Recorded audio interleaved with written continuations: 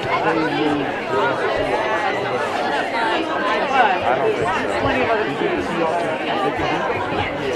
think that with the bye week, getting Chase Young, I think it's going to be finalized.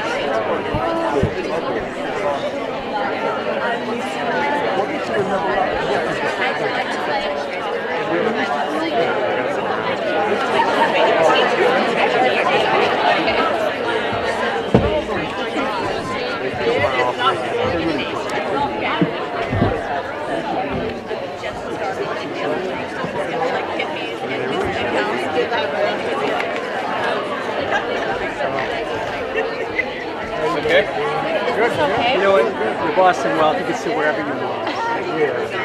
We're good. I thought it was Bay Banks or something. Do you remember Bay Banks? I do. Shaman, and then whatever, Bank of America.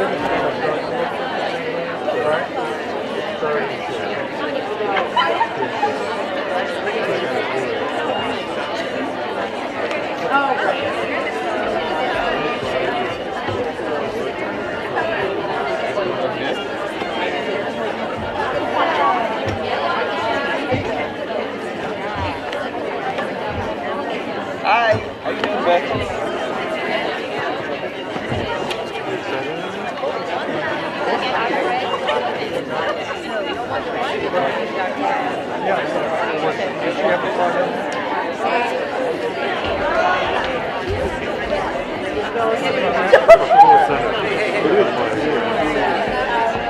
What do we got for now?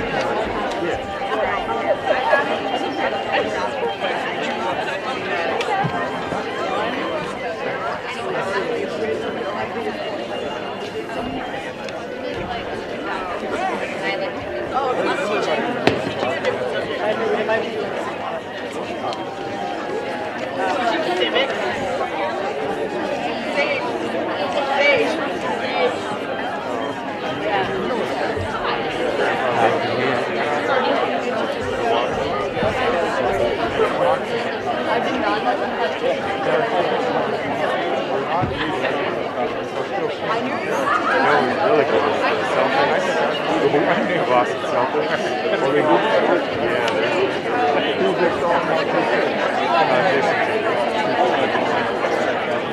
James Harden just got traded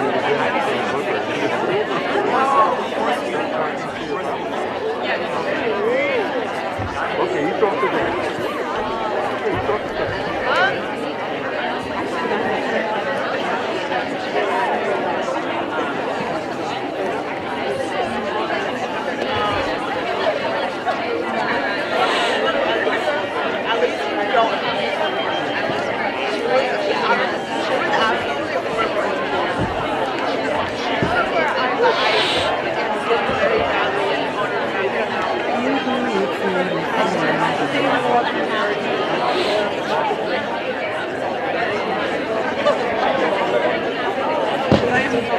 Can you weigh it off of the camera?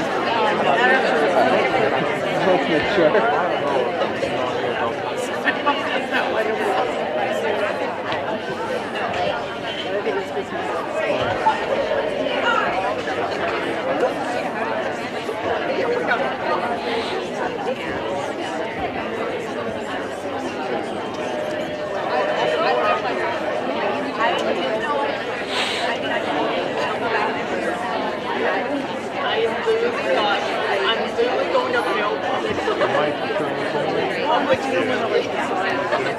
Yes, Savino left our phone. He told me the story about how he jumped into the lake and found my phone.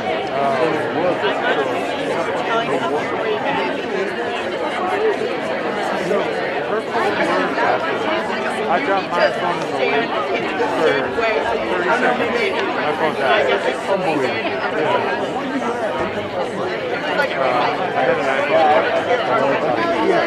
It sounds like that's your phone. Why you have to turn it? No, so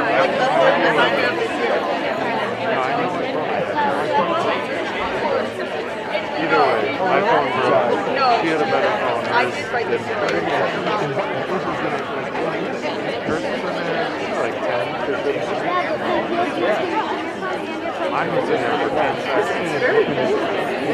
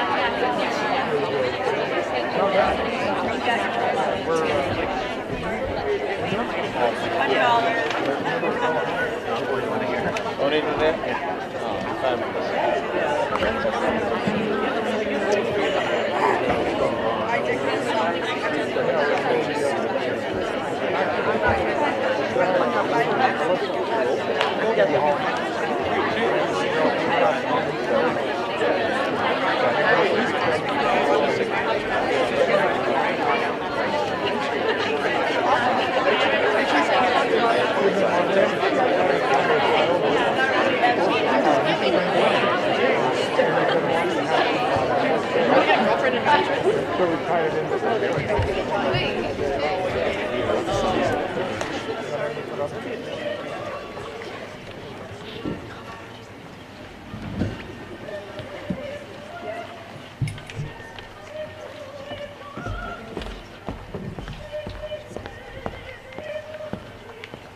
Good evening. Welcome to Blaster Studio Theater. For those of you who always wanted to be on stage, this is your opportunity. So here you are. Welcome. Thanks for coming tonight. So for Jeff Knaver and myself, we want to welcome you to the 39th annual Newton North, Newton South Shakespeare collaboration.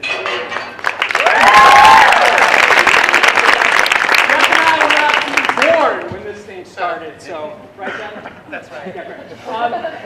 Yeah, thank you for coming. Just a little bit about our programs and how we're funded or how we're not funded. The city,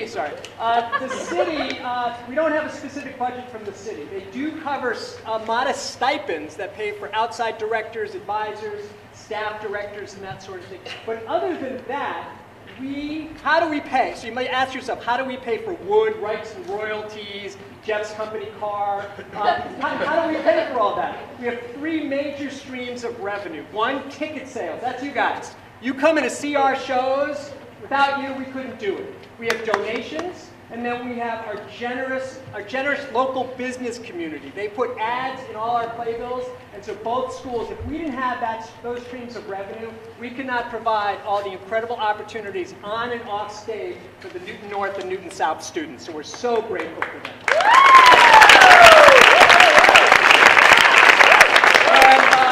I would assume everybody here would agree, experiences like this in the arts can be real game changers for all our students. So, just a reminder to please turn off all electronic devices, and the taking of any type of photography is prohibited. And without further ado, William Shakespeare's Romeo and Juliet.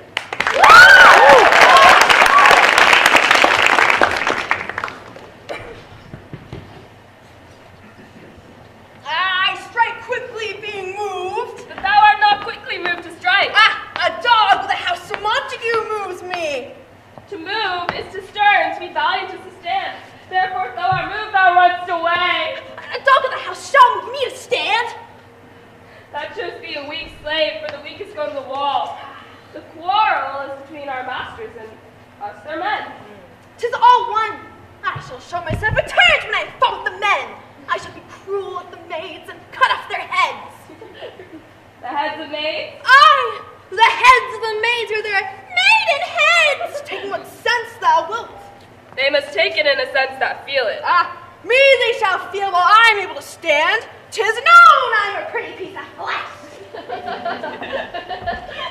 'Tis well thou art not bishop, thou hadst been poor John. Draw thy jewel here, come to the house of Montague. My naked weapon is out. Quarrel, I will back thee. How, turn thy back and run? Fear me not. No, Mary, I fear thee. Let us take the law of our side. Let them begin. I will frown as they pass by and let them take it as they list. Nay, as they dare. I will bite my thumb at them, which is a disgrace to them if they bear it.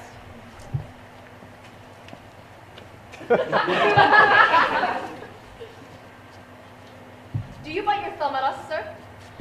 I do bite my thumb, sir.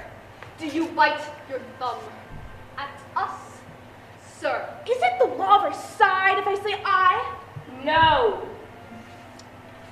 No, sir. I do not bite my thumb at you, sir, but I bite my thumb, sir.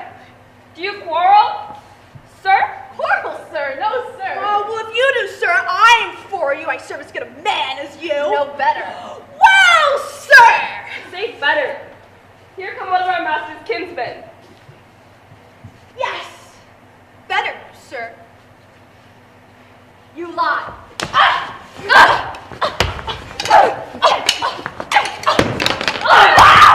Hard! Fools! Put up your swords! You know not what you do! Art thou drawn on my knees, heartless? I serve thee. Benvolio, look upon thy death. I, you would keep the peace. Put up thy sword, or manage it to part these men with me. What, drawn and talk of peace? I hate the word, as I hate hell, all Montagues, and thee. Harass thee, coward!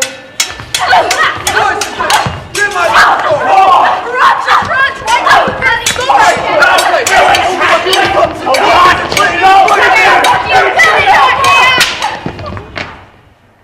Two households, both alike in dignity, in fair Verona, where we lay our scene. From ancient grudge break to new mutiny, where civil blood makes civil hands unclean. From forth the fatal loins, these two foes, a pair star-crossed lovers take their life.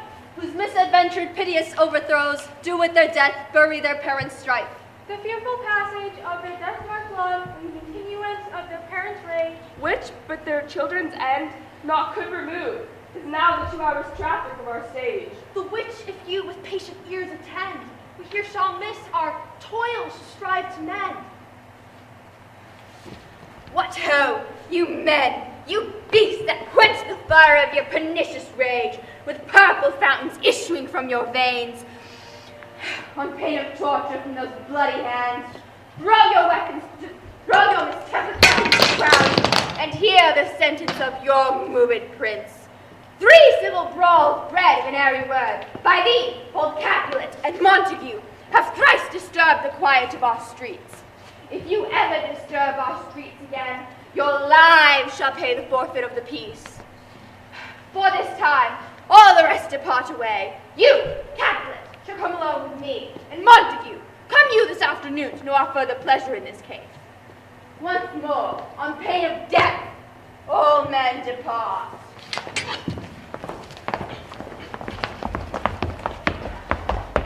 Who set this ancient door on your approach? Speak, Matthew, where your violence began. Here were the servants of your adversaries, and yours, close fighting ere I did approach. I drew to part them. In the instant came the fiery Tybalt, with his sword prepared. While we were interchanging thrusts and blows, came more and fought on part and part, till the prince came, who parted either part.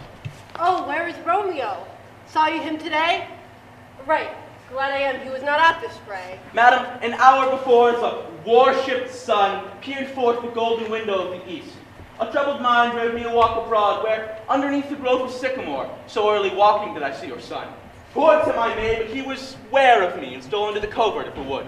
Many a morning hath he there been seen, with tears augmenting the fresh morning dew. Away from the light steals home my heavy son, and private in his chamber pens himself, shuts up his windows, logs fair daylight out, and makes himself an artificial night. Lack and portentous must his humor prove, unless good counsel made the cause remove. My noble uncle, do you know the cause? I neither know it nor can learn of him. Have you importuned him by any means? Both by myself and many other friends. Could we but learn from whence his sorrows grow, we would willingly give cure as know. See where he comes. So please you, step aside. I'll know his grievance, or be much denied. I would thou wert so happy by thy sake to hear true shrift. Come, Adam, let's away. Good morrow, cousin. Is the day so young? But new struck 9. I mean, sad hours seem long. Was that my father that went hence so fast? It was. What sadness lengthens Romeo's hours? Not having that which having makes him short. In love. Out. Of love. Out of her favor where I am in love. Alas, that love, so gentle in his view, should be so tyrannous and rough in proof. Alas, that love whose view is muffled still should without icy pathways to his will. Where shall we dine? Oh me. What fray was here? Yet tell me not, for I've heard it all. Here's much to do with hate, but more with love. Why then, O brawling love of loving hate, O anything? Of nothing first trade, O heavy lightning, serious vanity, misshapen chaos of well-seeming forms, a feather of lead, bright smoke, cold fire, sick hell, stoic sleep. That is not what it is. This love feel I, that feel no love in this. Dost thou not laugh? No, cuz, I rather weep. Good heart at what? At thy good heart's oppression. Why, such is love's transgression. Griefs of mine own lie heavy in my breast, which thou wouldst propagate to have impressed with more of thine.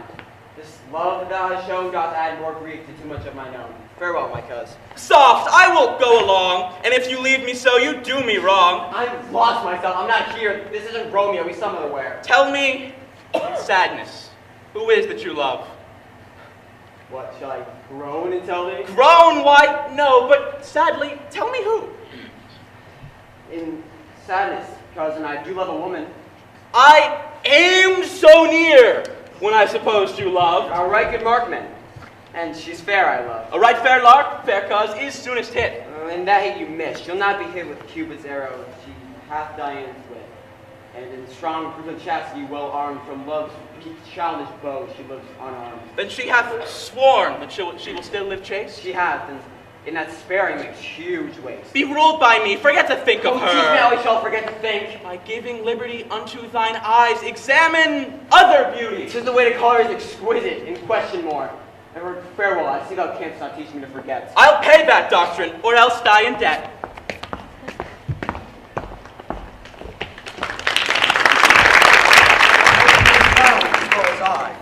Penalty alike, and it's not hard, I think, for men so old as we to keep the peace. Of honorable reckoning are you both, and pity 'tis you've lived it out so long. But now, my lord, let's say to my seat.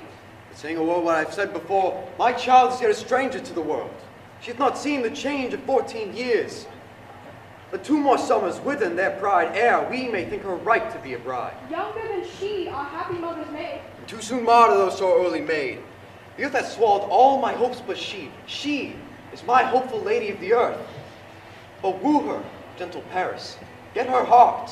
My will to her consent is but a part, and she agree within her scope of choice lies my consent and fair according voice.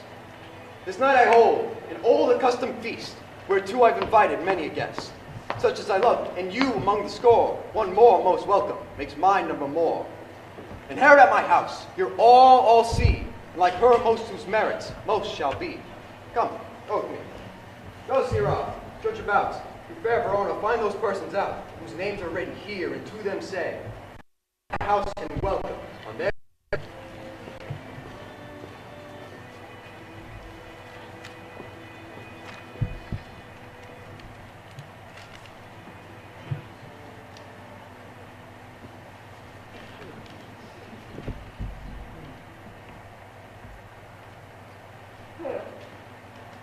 Find them out whose names are written here.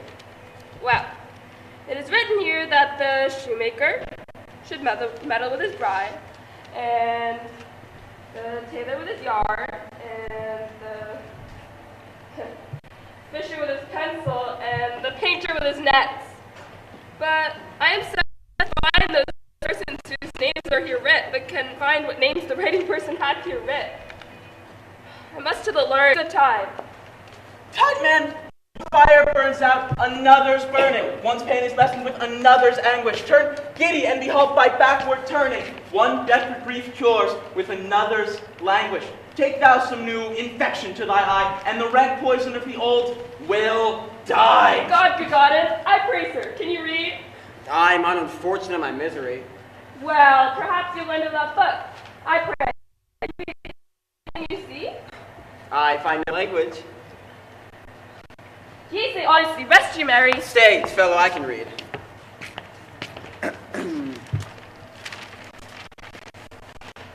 Signor Bartino and his wife and daughters, his beauteous sisters, the lady widow of Vitravio, Signor Placencio and his lovely nieces, Mercutio and his brother Valentine, mine uncle Capulet, his wife and daughters, my fair niece Rosaline and Livia, Signor Valencio and his cousin Tybalt, Lucio and the lively Helena. A fair assembly, whither should they come? Up. Whither? To supper. To our house? To whose house? My master's. Indeed, I should have asked you that before. Now, I'll tell you without asking. My master is the great rich Capulet. And if you be not of the house of Montagues, I pray, come and crush a cup of wine. Rest you merry. At this same ancient feast of Capulets, sups the fair Rosaline whom thou so lovest, with all the admired beauties of Verona. Go thither, and with unattainted eye, compare her faithful son that I shall show, and I will make thee think thy swan a crow. Much fairer than my love, the all-seeing sun next saw her match till first the world begun. Tut, you saw her fair, none else being by, herself poised with herself in either eye. But in that crystal scales let there be weighed your lady's love against some other maid that I will show you shining at this feast. She will scant show well that now is best. I'll go along, no such sight to be shown, but to rejoice in splendor of mine own.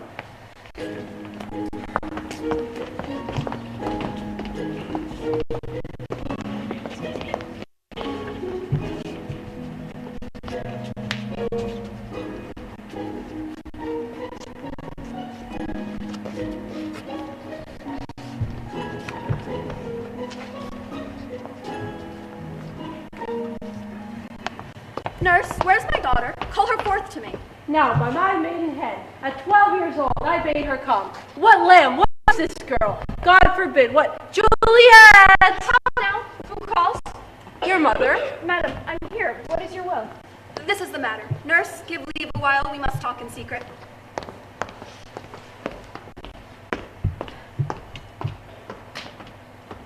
Nurse, come back again. I have remembered me. Thou's here our counsel. Thou knowest my daughter is of a pretty age. Faith, I can tell her age unto an hour. She's not 14. I'll lay 14 on my teeth, and yet my teeth be it spoken. I have but 4. How long is it now till Lammas tide? At night and odd days. Even or odd of all days of the year, come Lammas even night, that she shall be 14.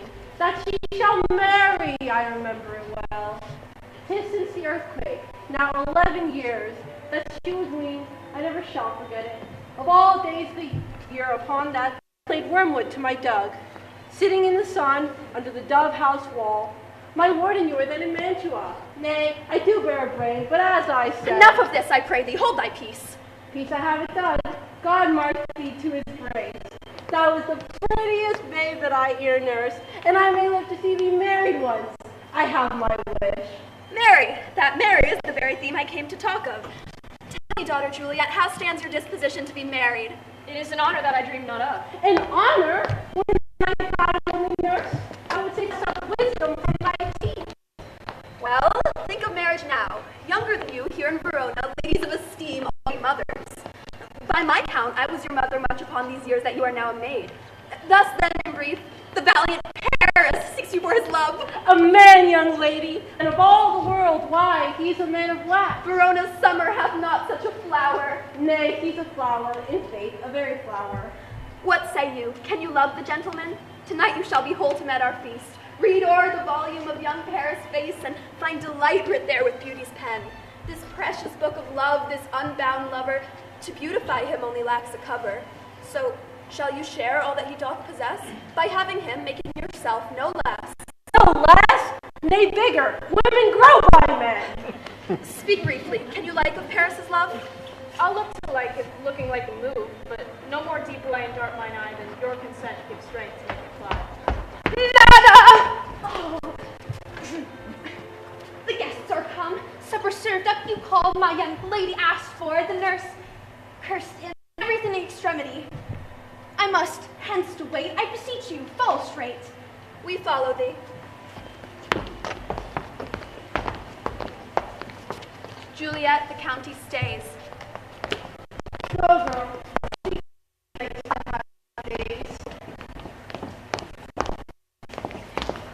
Sigh no more, baby, sigh no more. Man,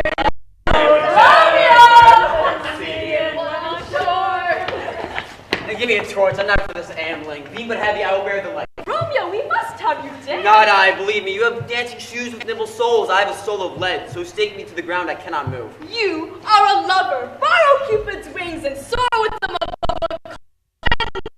I am too sore and pierced with the shaft of swords. Light feather, I cannot bound a pitch above dull woe. Under love's heavy burden do I sink. And to sink in it, should you burden love, too great an oppression for such a tender thing. Is love a tender thing? Is it too rough, too rude, too boisterous, and it pricks like a thorn? If love be rough with you, be rough with love. Prick love for pricking, and you beat love down. Come, knock and enter, and no sooner in, but every man to his legs. I'll be a candle holder, look on. Come, we burn daylight, oh. Nay, that's not so. I mean, sir, in delay, we waste our lights in vain like lamps by day. And we meanwhile, I'm going to this mass, but 'tis no whit to go. Why, may one ask? I dreamed a dream tonight. And so did I. Well, what was yours? That dreamers often lie. In bed asleep while they dream things true. Oh, then, I see that Queen Mab hath been with you. She, is the fairy's midwife, and she comes in shape no bigger than an agate stone on the forefinger of an alderman, drawn with a team of little atomies athwart men's noses as they lie asleep. Her wagon, spokes are made of long spider's legs, the cover of the wings of grasshoppers, the traces of the smallest spider's web. Her whip of cricket's bone, the lash of film, her chariot is an empty hazelnut. And in this state she gallops, night by night through lovers' brains, and then they dream of love. Of courtesies they dream of courtesies straight, of lawyers' fingers who straight dream on fees, of ladies' lips that straight dream on kisses dream, which oft the angry man blisters plagues because their breaths with sweet meats tainted are. Sometimes she drips a soldier's neck in dreams, see of grinning foreign throats, of breeches and buscados, Spanish blades, of helps 5 fathom deep. This is the hag when maids lie on their backs that presses them and learns them first to bear, making them women of good carriage. This is she. Peace, Mercutio, peace, thou talks of nothing. True. I talk of dreams which are the children of an idle brain, begot of nothing but vain fantasy, which is thin of substance as the air and more inconstant than the wind. This wind you talk of blows us from ourselves. Supper is gone, and we shall come too late. I fear too early, for my mind must give some consequence, yet hanging in the stars. But he that hath the steerage of my course direct my sail on, lusty gentlemen. Strike drum! Welcome, gentlemen. Ladies that have their toes unplagued with corns will have about with you. Ah, my mistresses, which of you all will now deny the dance? She that makes dainty, she also weareth corns. Am I come near ye now? You are welcome, gentlemen. Come, musicians, play. A haul, a haul. Give room and foot it, girls.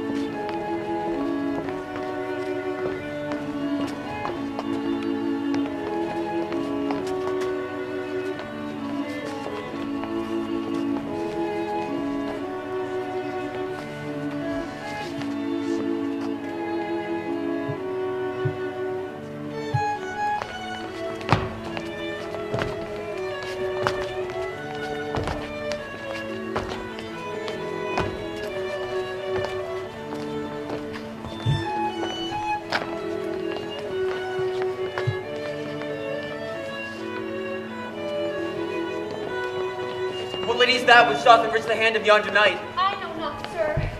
She doth teach the torches to burn bright. Did my heart love till now at first swear at sight? For I ne'er saw true beauty till this night. This spider's voice should be a Montague. Fetch me my rapier, boy. What dares this slave come hither covered in an antic face, now by the stock and honor of my kin, to strike him dead? I hold it not a sin. Why, how now, kinsman? Before storm you, Uncle, this is a Montague, our foe, a villain, hither come in spite to scorn at our solemnity this night. Young Romeo, is it? 'Tis he, that villain Romeo. Content thee, gentle cuz. Let him alone. He bears him like a portly gentleman, and to say truth, brought of brags of him. Be it virtuous and well governed, you come not for the wealth of all the town, here in my house doing disparagements. Therefore, be patient, take no note of it. It is my will, which if thou respect, show fair presence, and put off these frowns and ill-beseeming semblance for It fits. When such a villain is a guest, I'll not endure him. He shall be endured. What good man, boy, I say he shall go to. Am I the master here, or you? Go to. You'll not endure him. God shall mend my soul and make a mutiny among my guests. Why, uncle? 'Tis a shame. Go to, go to. You're a saucy boy, so indeed you must contrary me. Be quiet, I'll make you quiet. What? Cheerly my heart. I will withdraw, but this intrusion shall now seeming sweet convert to bitter gall. If I fain with my unworthiest hand this holy shrine, the gentle fine is this, my lips, 2 blushing pilgrims ready stand to smooth that rough touch with a tender kiss. Good pilgrim, you do wrong your hand too much. Which mannerly devotion shows in this? For saints have hands that pilgrims' hands do touch, and palm to palm is holy palmer's kiss. Well, have not saints lips and holy palmers too? I, pilgrim, lips that they must use in prayer. Oh then, dear saint, let lips do what hands do. They pray, grant thou us faith turned to despair. Saints do not move, though grant for prayer's sake. Then move not, while my prayer's effect I take. Thus, from my lips by yours, my sin is purged. Then have my lips the sin that they have took. Sin from thy lips? O trespass, sweet leader, give me my sin again. Madame, your mother craves a word with you. What is her mother? Mary, bachelor. Her mother is a lady of the house. Is she a Capulet? Oh, dear Count, my life is in my foe's debt. Come hither, nurse. What is young gentleman? His name is Romeo, and a Montague, the only son of your great enemy. My only love sprung from my only hate? Too early seen unknown and known too late.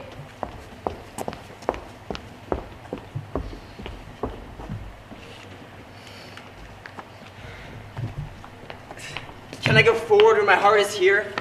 Turn back, dull earth, and find thy center out. Romeo! My cousin? Romeo? He is wise, and on my life hath stolen him home to bed. Come, he ran this way and leaped this orchard wall. Call, good Mercutio. Hey, I'll conjure him too. Romeo! Humors! Madman! Passions! Robber! Appear thou in the likeness of a spy. Speak but one rhyme and I am satisfied. Cry but I mean, pronounce but love and dove. I conjure thee by Rosaline's bright eyes, her high forehead, her scarlet lip, by her fine foot, straight leg, and quivering thigh, and the domains there adjacent lie. That in thy likeness thou appear to us.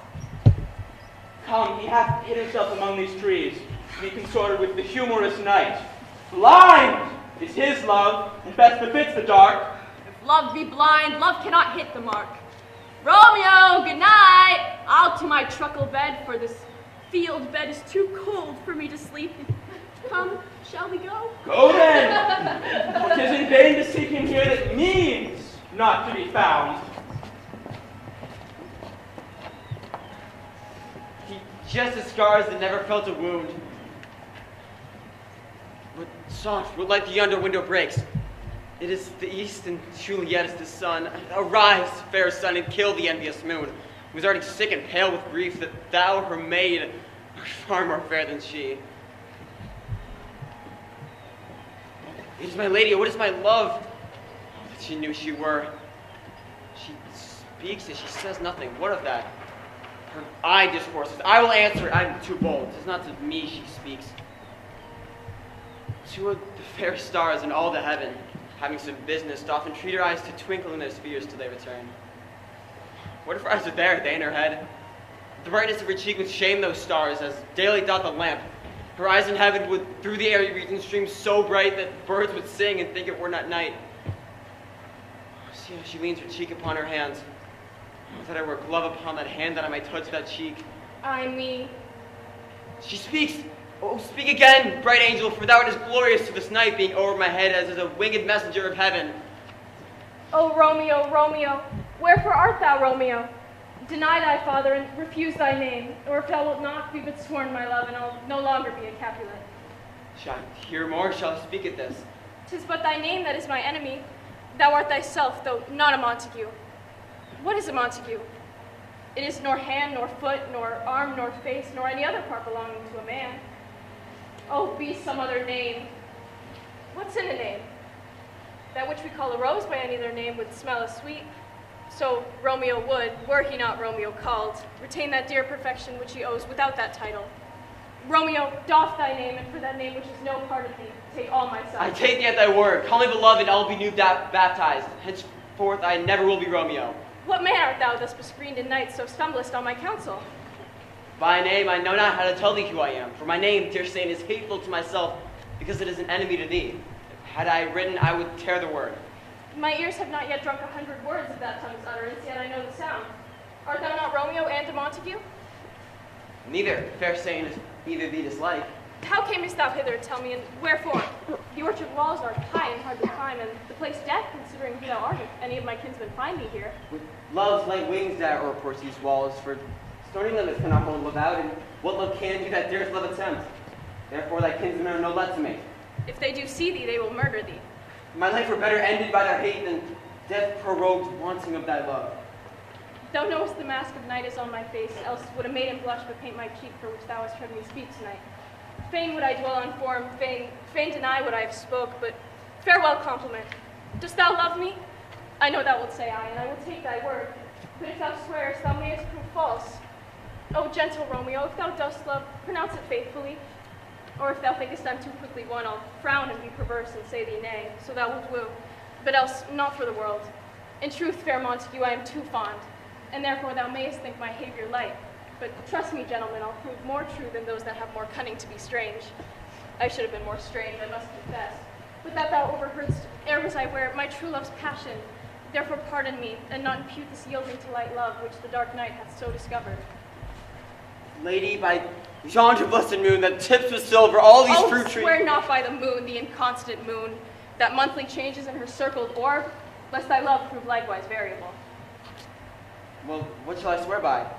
Do not swear at all, or, if thou wilt, swear by thy gracious self, which is the god of my idolatry, and I'll believe thee.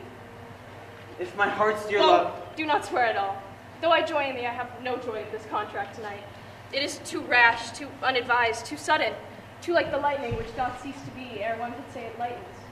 Sweet, good night. This bud of love by summer's ripening breath may prove a beauteous flower when next we meet. Oh, wilt thou leave me so unsatisfied? What satisfaction canst thou have tonight? The exchange of thy love's faithful vow for mine? I did give thee mine before thou didst request it, and yet I would it were to give again. Wouldst thou withdraw it? For what purpose, love? But to be frank, and to give it to thee again. For I wish but for the thing I have. My bounty is as boundless as the sea. My love is deep. The more I give to thee, the more I have, for both are infinite. Ladybird! I hear some noise within. Anon, good nurse. Sweet Montague, be true. Say but a little, I will come again. Oh, blessed, blessed night. I'm afeard, being a knight, all this is but a dream. Too flattering sweet to be substantial. 3 words, dear Romeo, and good night indeed. If that thy bent of love be honorable, thy purpose marriage, send me word tomorrow by one that I'll procure to come to thee. When and where thou wilt perform the rite, and all my fortunes at thy foot I'll lay, and follow thee, my lord, throughout the world. Madam! I come anon, but if thou meanest not well, I do beseech thee to cease thy suit and leave me to my grief. Tomorrow will I send. So thrive my soul. 1,000 times good night. 1,000 times the worse to want thy light. Romeo! My love? At what o'clock tomorrow shall I send to thee? At the hour of 9. I will not fail. 'Tis 20 years till then. I have forgotten why I did call thee back. Let me stand here till thou rememberest it. I shall forget to have thee still stand there, remembering how I love thy company. And I'll still stay to have thee still forget, forgetting any other home but this. I would have thee gone, and yet no further than a once-its birth, lets it hop a little from her hand, like a poor prisoner in his twisted gyves, and with the silk thread plucks it back again, so loving jealous of its liberty. How would I were thy bird? Sweet, so would I, yet I should kill thee with much cherishing. Good night, good night. Parting is such sweet sorrow that I shall say good night till tomorrow. Sleep dwell upon thine eyes, peace in thy breast. Would I were sleep in peace, so sweet to rest.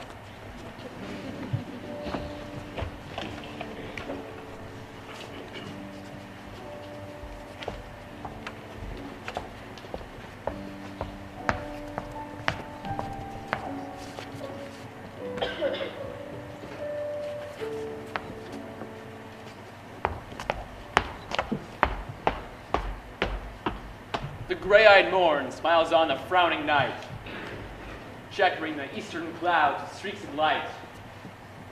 Now, ere the sun advances burning eye, the day to cheer and night's dank dew to dry, I must upfill this osier cage of ours with baleful weeds and precious juice and flowers. The earth that's nature's mother's is her tomb. What is her burying grave that is her womb? And from her womb, children of divers kind, we sucking on her natural bosom find many for many virtues excellent, none but for some and yet all different. Virtue itself turns vice, being misapplied, and vice sometimes by action dignified. Within the infant rind of this small flower, poison hath residence and medicine power, and this being smelt, with that part cheers each part. Being tasted slays all senses with the heart. Two such opposed kings encamped him still in man as well as herbs, grace and rude will.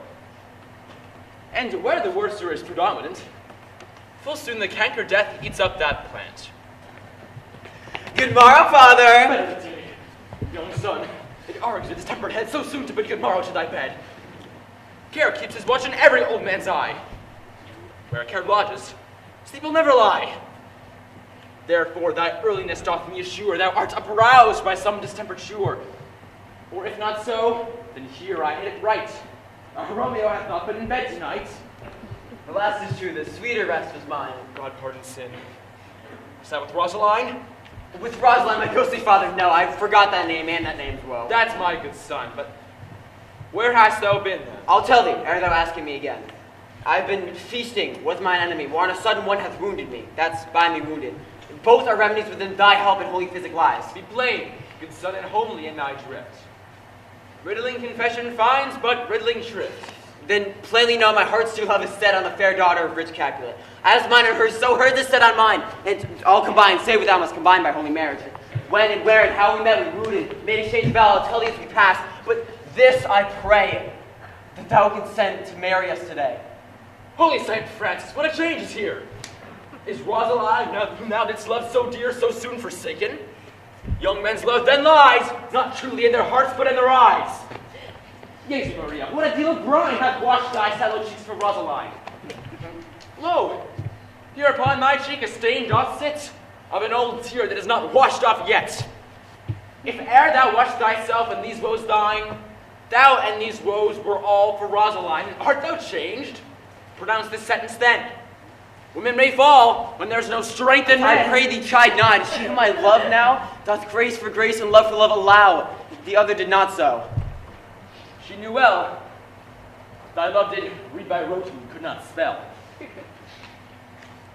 But come, young waverer, come, go with me. In one respect, I'll the assistant be. For this alliance may so happy prove to turn your household's rancor to pure love. Let us hence, I stand on sudden haste. Wisely and slow, they stumble that run fast. Where the devil should this Romeo be? Came he not home tonight? Not to his father's. I spoke with this man. Ah, that same pale-hearted wench, that Rosaline, torments him so that he will sure run mad. Tybalt, the kinsman of old Capulet, hath sent a letter to his father's house. A challenge on my life. Romeo will answer it. Any man that can write may answer a letter. Nay, he will answer the letter's master. How he dares, being dared. Alas, poor Romeo, he is already dead. Stabbed with the white wench's black eye, shot through the ear with the love song, the very pin of his heart cleft with a blind boy's butt shaft. And he is a man to encounter Tybalt. Why, what is Tybalt? Oh, he's more than a prince of cats, I can tell you. He's a very courageous captain of compliments, the very butcher of a silk button. He is a duelist, Ah, he's the very first gentleman of the very first cause, the first and second cause.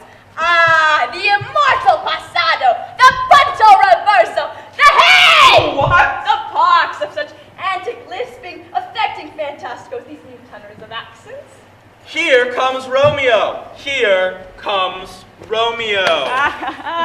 Without his roe like a dried herring. Flash, flash, how art thou fishified? Signor Romeo, bonjour. Here's a French salutation for your French slop. You gave us quite the counterfeit fairly last night.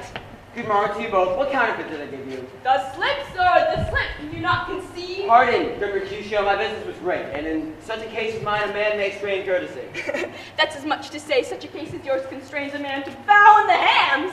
Meaning to courtesy? Thou hast most kindly hit it. A most courteous exposition. Nay, I am the very pink of courtesy. Pink for flower? Right. Why, that is my Pope well flowered. Why, is this not better now than groaning for love? Thou art sociable. Thou art Romeo. Thou art what thou art by art as well as by nature. Stop there. Stop. There. Here's goodly dear. Oh, a sail! A sail! Two, a shirt and a smock. Peter! Anon. My friend, Peter. Good God ye good morrow, gentlemen. God ye good den, fair gentlewoman. Is it good den? 'Tis no less, I can tell you, for the body hand of the dials upon the prick Out upon you! What man are you? One good gentlewoman that God hath made for himself tomorrow. By my troth is it well said, for himself tomorrow. Quote, gentlemen, can any of you tell me where I may find the young Romeo? I can tell you, but young Romeo will be older when you found him than he was when you sought him. I am the youngest of that name, for a fault of the worse. You say well. Yea, is the worst well? Very well took a faith. Wisely, wisely. If you be pleased, sir, I desire some confidence with you. She will indict him to some supper. Abad, Soho! What hast thou found? No hair, sir, unless a hair, sir, and a Lenten buy. That will be something stale and poor it be spent. Well, Romeo, will you come to your father's? Will to dinner thither? I will follow you. Farewell, ancient lady. Farewell. Lady, lady, lady! I pray you, sir, what saucy merchant was this that was so full of his ropery? One nurse that loves to hear himself talk. Scurvy knave. I know his full guilt, I know his gains mates, and thou must stand by too, and suffer every knave to use me at his pleasure! I saw no man use you a pleasure. If I had, my weapon should quickly have been out. I warrant you, I dare draw as soon as another man, if I see occasion, in a good quarrel, and the law on my side. I am so vexed that every part of me quivers. Scurvy knave. Pay you, sir, a word. As I told you, my lady bade me inquire you out. What she bade me say, I will keep to myself. But let me tell ye, if ye should be turned into full paradise, as they say, it is a very gross kind of behavior, as they say, in a very weak dealing. Nurse, commend me to that lady and mistress. I protest Lord, on. and the faith will tell her as much. Lord, Lord, she will be a joyful woman. What wilt thou tell her, nurse? Thou dost not mark me. I will tell her, sir, that you do protest, which I take it is a gentlemanlike offer. Bid her devise some means to come to shrift this afternoon, and there she shall at Friar Lawrence's cell be shrived and married.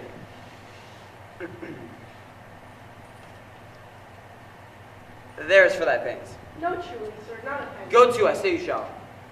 This afternoon, sir, well, she shall be there. Oh, and stay, good nurse, behind the abbey wall, for within this hour my man shall be with thee, and bring me cords made like a tackled stair, which to the high topgallant of my joy must be my convoy in the secret night.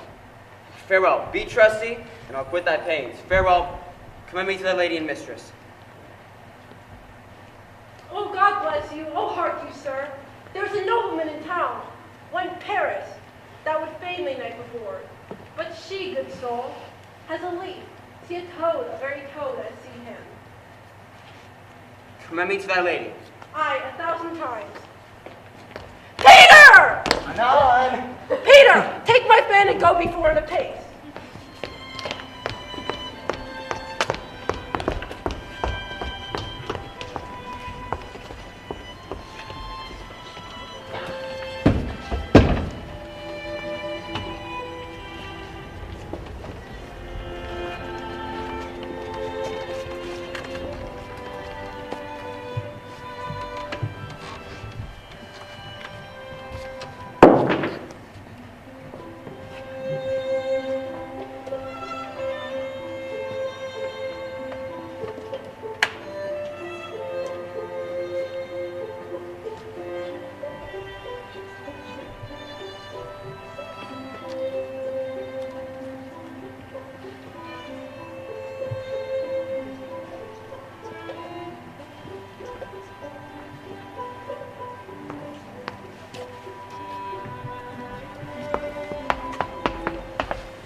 The clock struck 9 when I did send the nurse.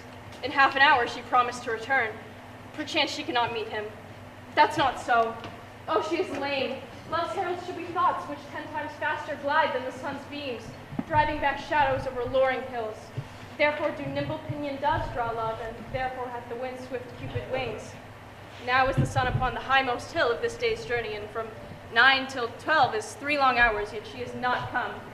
Had she affections and warm youthful blood, she would be in swift in motion as a ball. My words would bandy her to my sweet love, and his to me. But old folks, many faint as if they were dead, unwieldy, slow, heavy, and pale as lead. Oh God, she comes! Oh, honey nurse, what news? Hast thou met with him? Send thy man away. Peter, stay at the gate. Now, good sweet nurse. Oh Lord, why lookest thou sad? Though news be sad, yet tell them merrily. If good, thou shamest the music of sweet news by playing it to me with so sour a face. Fay, how my bones ache! What a jaunt I've had! I would thou hadst my bones and I thy news. Nay, come, I pray thee, good nurse, speak. You know not how to choose a man. Romeo, no, not he. No, his face is better than any man's, and his leg excel all men's, and for a hand, and a foot, and a body, though they be not to be talked on, but they are past compare.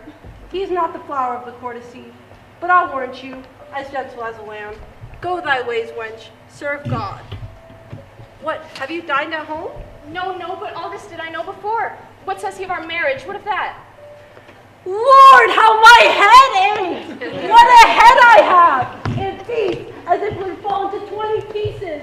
My back! Oh, Mother, my back! My back! For sure your heart for sending me about to catch my death with jaunting up and down. In faith, I'm sorry that thou art not well. Sweet nurse, tell me, what says my love?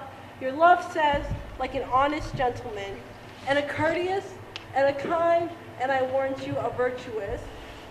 Where is your mother? Where is my mother? Why, she is within. Where should she be? How oddly thou repliest. Your love says, like an honest gentleman, where is your mother? Oh, gods, lady dear, are you so hot? Is this the pulse juice from my aching bones? Henceforward, do your messages yourself. Here's such a coil. Come, what says Romeo? Have you got leave to go to shrift today? I have. Then I you to Friar Lawrence's cell. There stays a husband to make you a wife. Now comes the wanton blood of your cheeks. There'll be scarlet for any news. I must another way to fetch a ladder by which your love must climb a bird's nest at night when it is dark. Go, out to dinner. I you to the cell. High fortune. Honest nurse, farewell.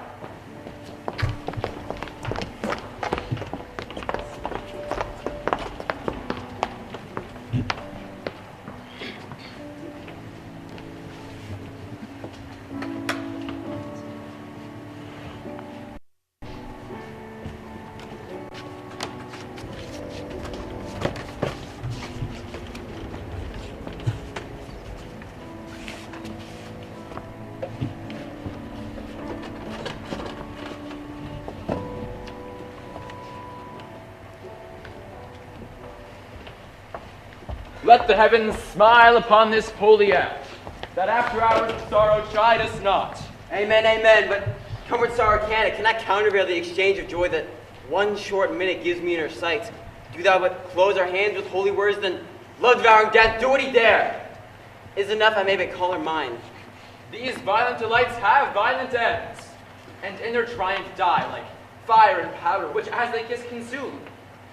The sweetest honey is loathsome in its own deliciousness, and in its taste confounds the appetite. Therefore, love moderately. Long love doth so. Too swift arrives as tardy as too slow.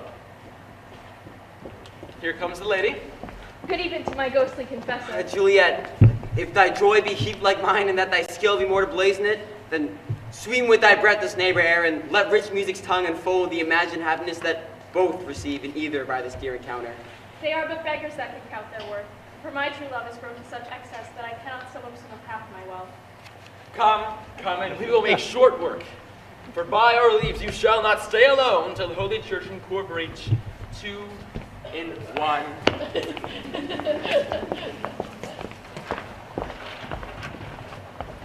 I pray thee, good Mercutio, let's retire. The day is hot, the Capulets abroad, and if we meet, we shall not escape a brawl. For now, these hot days, is the mad blood stirring.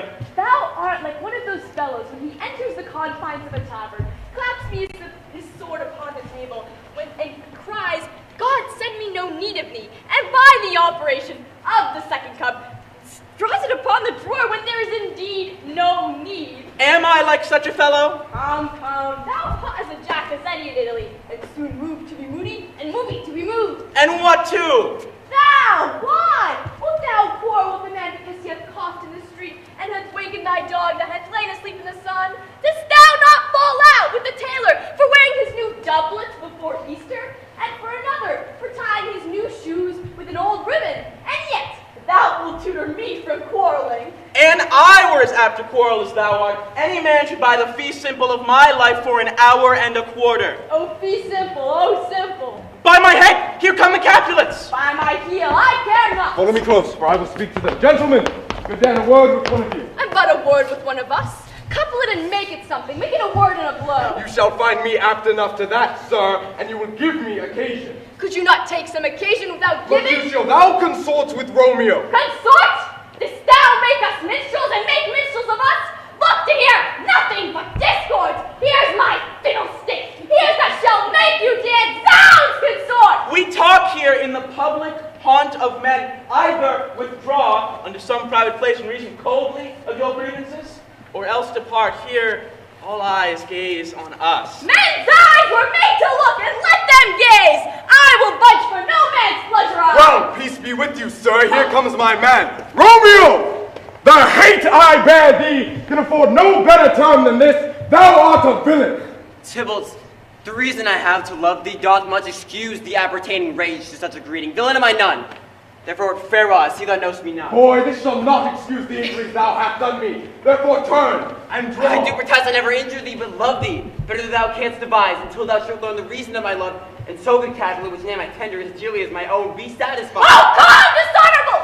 Vile submission! Tybalt, you rat catcher, will you walk? What wouldst thou have with me? Good king of cats, nothing but one of your 9 lives! I am for you.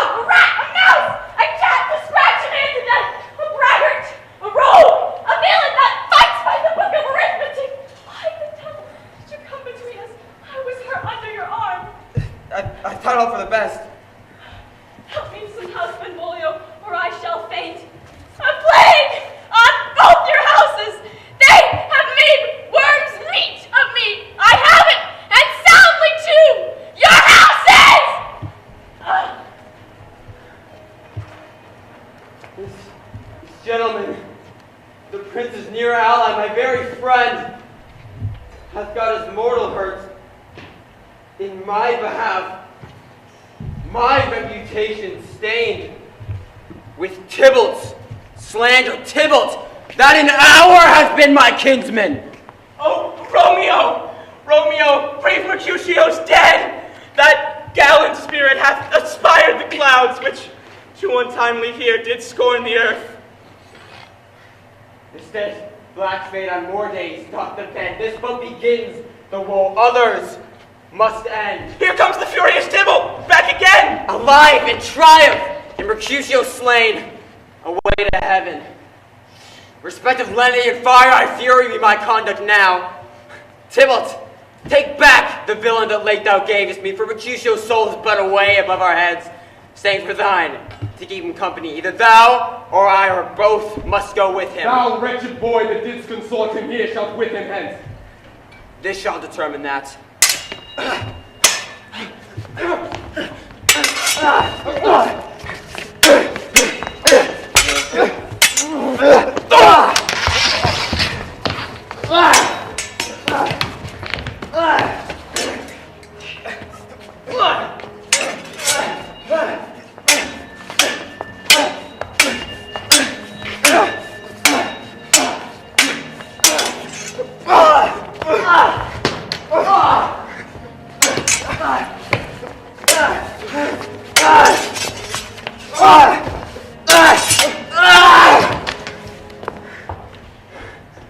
Romeo! Away! Be gone! The citizens are up and Tybalt slain! Stand not amazed! The prince will do me death if thou art taken! Hence, be gone! Away!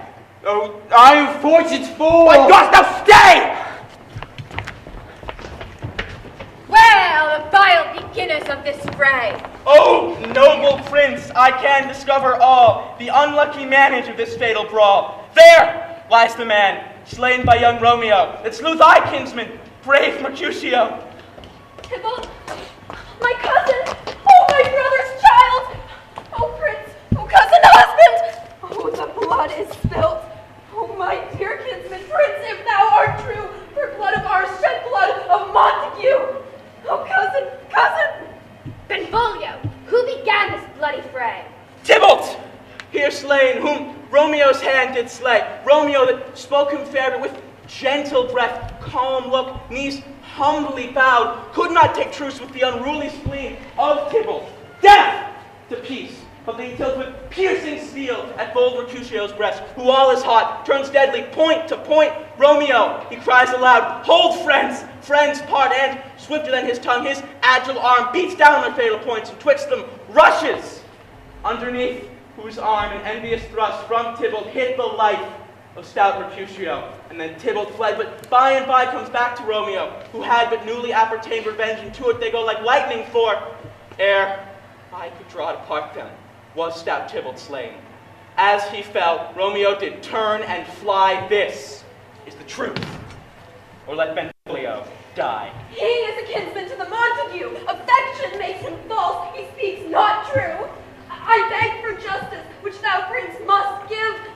Romeo slew Tybalt. Romeo must not live. Romeo slew him. He slew Mercutio. Who now the price of his dear blood doth owe? Not Romeo, prince. He was Mercutio's friend. His fault concludes but that the law should end the life of Tybalt. And for that offense, immediately do we exile him hence. No, please, To pleading and excuse. Nor tears, nor prayers shall purchase our abuses, therefore use none. Let Romeo hence in haste, else when he's found, that hour is his last. Bear hence this body and attend our will. Mercy but murders, pardoning those that kill.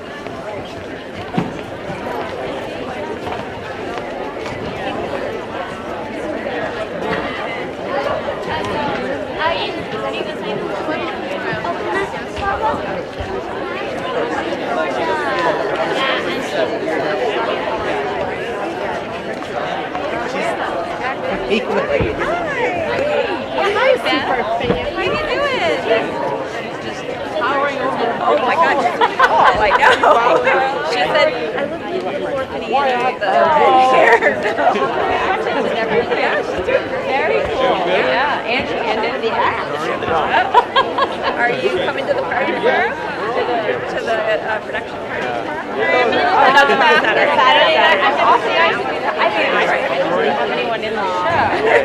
I don't know, I might be moved to crash. Yeah, sure. Oh, that's great. Thank you so much for hosting. That's awesome. Hi, Mem. Oh, yes, come on back. This one, on a Wait, Thursday night, who do you know? This girl right here. Yes, I do. It is? Well, that's so cool. Yeah, she told me. Very good job. Se me olvidó. Mira que le hemos estado tanto, pero no se te ocurrió decirme nada.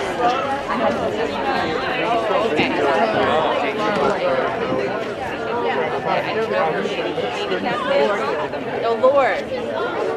Oh, yes. Oh, yeah, he's doing Brazil. They're doing Brazil. we have to connect this all back. Yeah. Otherwise, I also. Hi, How are you guys? Good for you.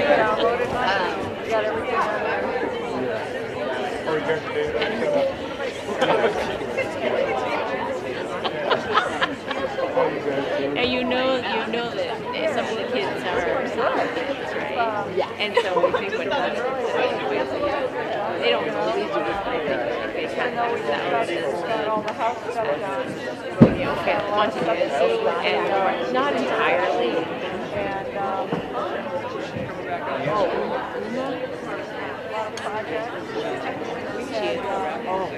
Yeah. Went to the theater. We did a 5K on volunteers for 5K on Saturday.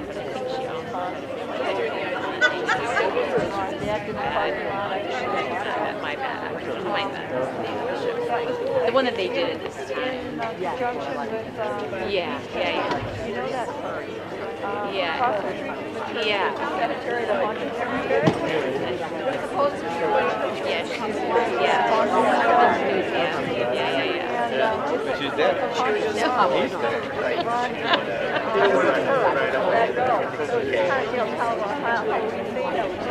Oh, well, isn't it cool up here? Yeah. Got the garden all cleaned up. Yeah. I mean, like, Yeah.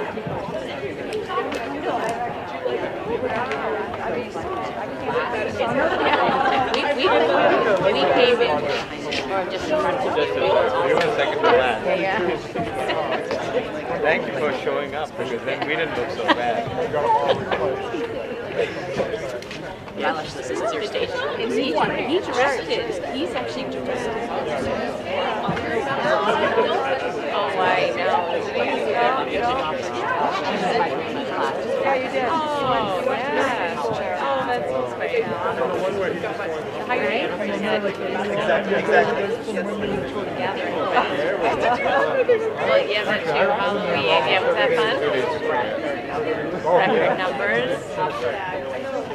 Oh. Want me to start at the first lady and get you to it? That's great.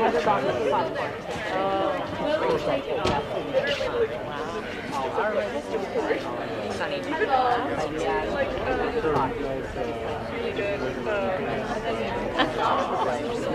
You were doing the popcorn? You did the popcorn maker? Oh my goodness, you're like Prince Street. Well, But you're getting. yeah. Yeah, we did. There was cute. There was just little, it's just no, it was a nice thing.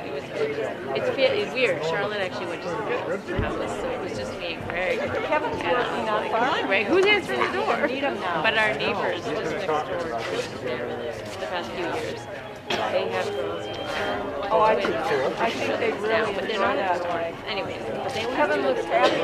I mean, no. He looks a little garage. They I know set up he their did. garage like for a dance party, whatever, and then they invite nobody neighborhood showed up adults. for the dance party. Yeah, but they always like they were cool, but all the parents that stood outside around the fire. Good to see you. Yeah, so an organization that does assisted living and memory care. I know. I don't know how. Yeah, I know, but I'm in charge of 4 dining halls. And not cooking. yeah, you could do it, but the movie I think is 3.5 hours long. But I'm listening to it, and it's so interesting. But I know. Yeah. He was telling us that one of the guys that lives there, his old drummer. He had remember Ludwig? Oh yeah, and that's coming out in the movie. Yeah, Kevin used to have Two-Land? Anyway, the old guy who's Kevin bought a pair of Yeah. Well, it is fascinating, and it's non-fiction, but it's riveting. I have to say, it's very interesting. Right now, oh, really? Vivian, she's Kathleen. She likes, Renee. Michelle still works for She likes him too. Anyway, I know you isn't in the theater. No one will know. Funny. Yeah, right. She's snacking. She's snacking. She's so snacking. You're not watching the show.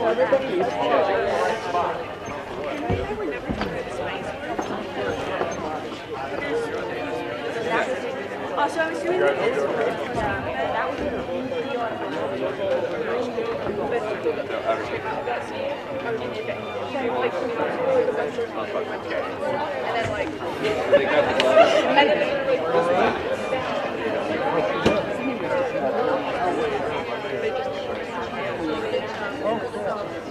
Did you were able to attend? Did you go?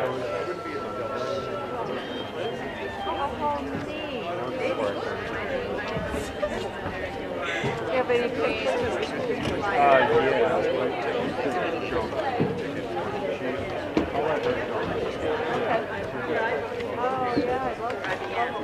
Was it jumping?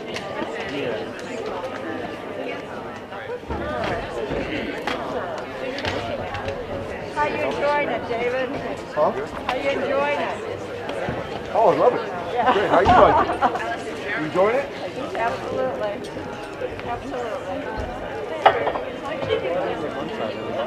David, you want me to try to move that for you? It goes back in that corner over there. The being over there goes. It goes in that corner over there. Okay. Right near those two boxes? Yeah. It goes in. You know, you have, no, you can't do that. You have to drive it. Oh, you have to drive it. So wait, you're traveling? When are you leaving? I know. I'm so sorry. I leave next Wednesday night. So you leave on Wednesday. I thought you were coming back on like. She's no. Last year I came back. Oh, you could surely do. Isn't it a night? Isn't it a night? A night Yeah, flight? Trisha, there's no way. Yeah. Next year, I'm going to book it around your calendar next year. I know. We'll start it at 4 p.m. How's that? This way you could make the 8 o'clock flight. You know, it's 7:30 now. Oh, 7:30. Denise can't do it either. We don't have Ireland. She's going to have to do it. I'll have to make a soda bread or something. Do you want me to give you some bits? No, I mean, it's okay. We have Barry's tea. I know. I emailed all of them. And Ellen Darcy, Sinead, Tara Campbell, a lot of the Franklin Irish folks. I would be there in a heartbeat. I know, Trisha. Next year, I always hope. try to find them. Trisha, Oh, you why go don't you bake a soda bread and send it? Do you want me to do that? No. Listen to him. Yes, yeah, of course he will. Of course. It won't be as good as Juliet. How about brown bread? Just brown bread. I'll bring you back some. How about that? Yeah. That'd be what. Hey, Anya's great. She's great. They're all great, huh? It's harder to remember every time. I know.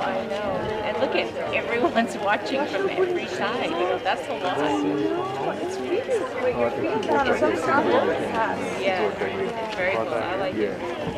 Anyway, all right. Don't even apologize. You're sure. Poopy, you turned it off? Remember my cookie?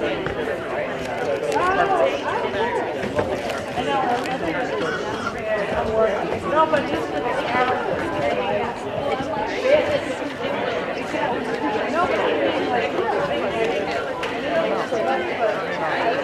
No,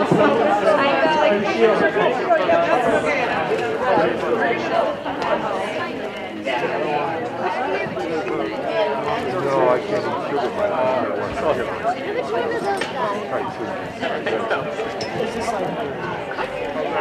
There was like 4 babies.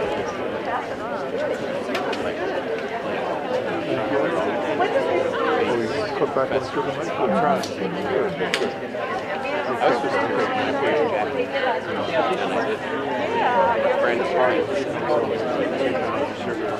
I was thinking about Saturday, I was supposed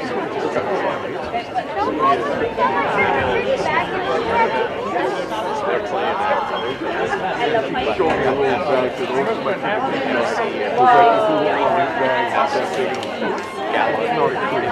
They look like I'm going yesterday. Oh, but she showed me this little bag.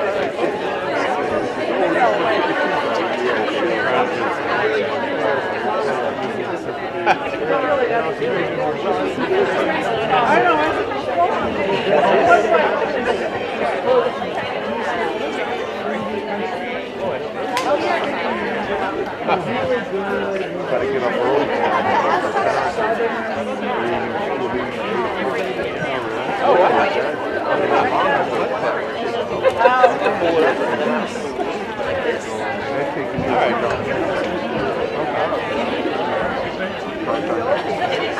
So they're gonna pick you up from your house? Yeah. We gotta show them how to get it, take it apart, get it in the because the bottom, the battery comes down. Well, I'll be around at like 8 o'clock, so. Oh, okay. You can help show your dad, help him, get him into his car. Yeah, you know. Yeah, I can help him into the car. I gotta drop her off at like 8, 10. Oh, okay. Well, you know, you got something like, you know, something like that. Yeah, you know what I mean? We get it in the car and we'll leave.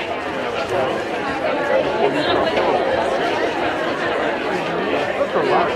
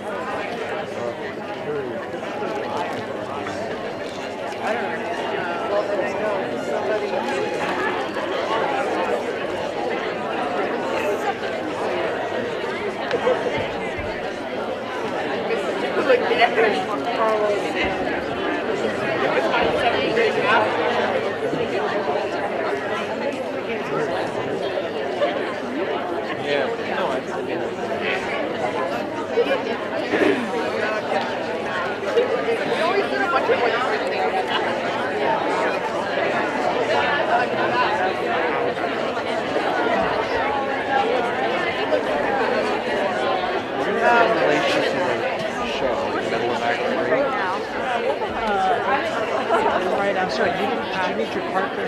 Oh, you will. Okay, good. Sorry about that. I won't charge you.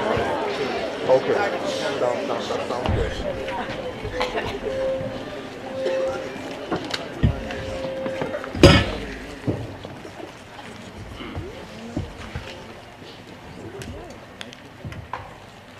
Gallop apace, you fiery-footed steeds, towards Phoebus' lodging. Such a spade young would whip you to the west and bring a cloudy night immediately. Spread thy close curtain, love-performing night, that runaway's eyes may wink, and Romeo leap to these arms, untalked of and unseen. Come, civil knight, thou sober-suited matron, all in black, and learn me how to lose a winning match, played for a pair of stainless maiden hoods. Hood my unmanned blood bathing in thy cheeks, with thy black mantle, till strange love grown gold, in true love and simple modesty. Come, night, come, Romeo, come, thou day and night, for thou wilt lie upon the wings tonight, whiter than new snow on a raven's back. Come, gentle night, come, loving, black-browed night, bring me my Romeo, and when he shall die, take him and cut him out in little stars, and he will make the face of heaven so fine that all the world will be in love with night and pay no worship to the garish sun. Oh, I've bought the mansion of love, but not yet possessed it, and though I am sold, not yet enjoyed. Oh, here comes my nurse, and she brings news, and every tongue that speaks but Romeo's name speaks heavenly eloquence. Now, nurse, what news? What hast thou there? The cords that Romeo bid thee fetch? Aye, the cord. Ay me, what news? Why dost thou wring thy hands? He's dead. He's dead. He's dead. We are undone, lady. We are undone. Alack the day. He's gone. He's killed. He's dead. Can heaven be so envious? Heaven cannot, though Romeo can. Oh, Romeo, Romeo. Who would have thought of it? Romeo. What devil art thou that dost torment me thus? This torture should be roared in dismal hell. Hath Romeo slain himself? If he be slain, say I. If not, no. Brief sounds determine of my weal or woe. I saw the wound. I saw with mine eye. God save the mark. Here on his manly breast. A piteous corpse, a bloody piteous corpse. Pale, pale as ashes. All bedaubed in blood, all in gore blood. I swooned at the sight. Oh, break my heart, poor bankrupt, break at once. Tybalt, oh courteous Tybalt, oh honest gentleman, that ever should I live to see thee dead. What storm is this that blows so contrary? Is Romeo slain and Tybalt dead? My dear loved cousin and my dearer lord? Well then, dreadful trumpets sound the general doom, for who is living if those two are gone? Tybalt is gone and Romeo is banished. Romeo that killed him, he's banished. Oh God, did Romeo's hand shed Tybalt's blood? It did, alas the day it did. Oh serpent heart hid with a flowering face, did ever dragon keep so fair a cave? Beautiful tyrant, fiend angelical, was ever book containing such vile matter so fairly bound? Oh, that deceit should dwell in such a gorgeous palace. There is no trust, no faith, no honesty in men. All perjured, all forsworn, all not, all dissemblers. These griefs, these woes, these sorrows make me old. Shame come to Romeo. Blistered be thy tongue for such a wish. He was not born to shame, or what a beast was I to chide at him. Will you speak well of him that killed your cousin? Shall I speak ill of him that is my husband? Oh, poor my lord, what tongue shall smooth thy name when I, thy 3 hours wife, hath mangled it? But wherefore, villain, didst thou kill my cousin? That villain cousin would have killed my husband. Back, foolish tears, back to your native spring. Your tributary drops belong to woe, you mistaking offer up to joy. My husband lives, which Tybalt would have slain, and Tybalt's dead would have slain my husband. All this is comfort. Wherefore weep I then? There was some word worser than Tybalt's death that murdered me. I would forget it fain, but oh, it my memory. And Romeo banished. That one word banished hath slain 10,000 Tybalts. Tybalt is slain, Romeo banished. To speak that word mother, slain, all dead. Romeo is banished. There is no end, no measure bound, and no words can that woe sound. Where is my father and my mother, nurse? Weeping and wailing over Tybalt's corse. Will you go to them? I will bring you thither. Wash they his wounds with tears. Mine shall be spent for Romeo's banishment. Take up those cords, poor ropes you are beguiled. Both you and I, for Romeo is exiled. He made you for a highway to my bed, but I am maiden, I maiden widowed. Come, cords, come, nurse, all to my wedding bed, and death not Romeo take my maiden head. I you to your chamber. I'll find Romeo to comfort you. I will well where he is. I'll to him. He is hid at Lawrence's cell. Oh, find him. Give this ring to my true knight, and bid him take his last farewell.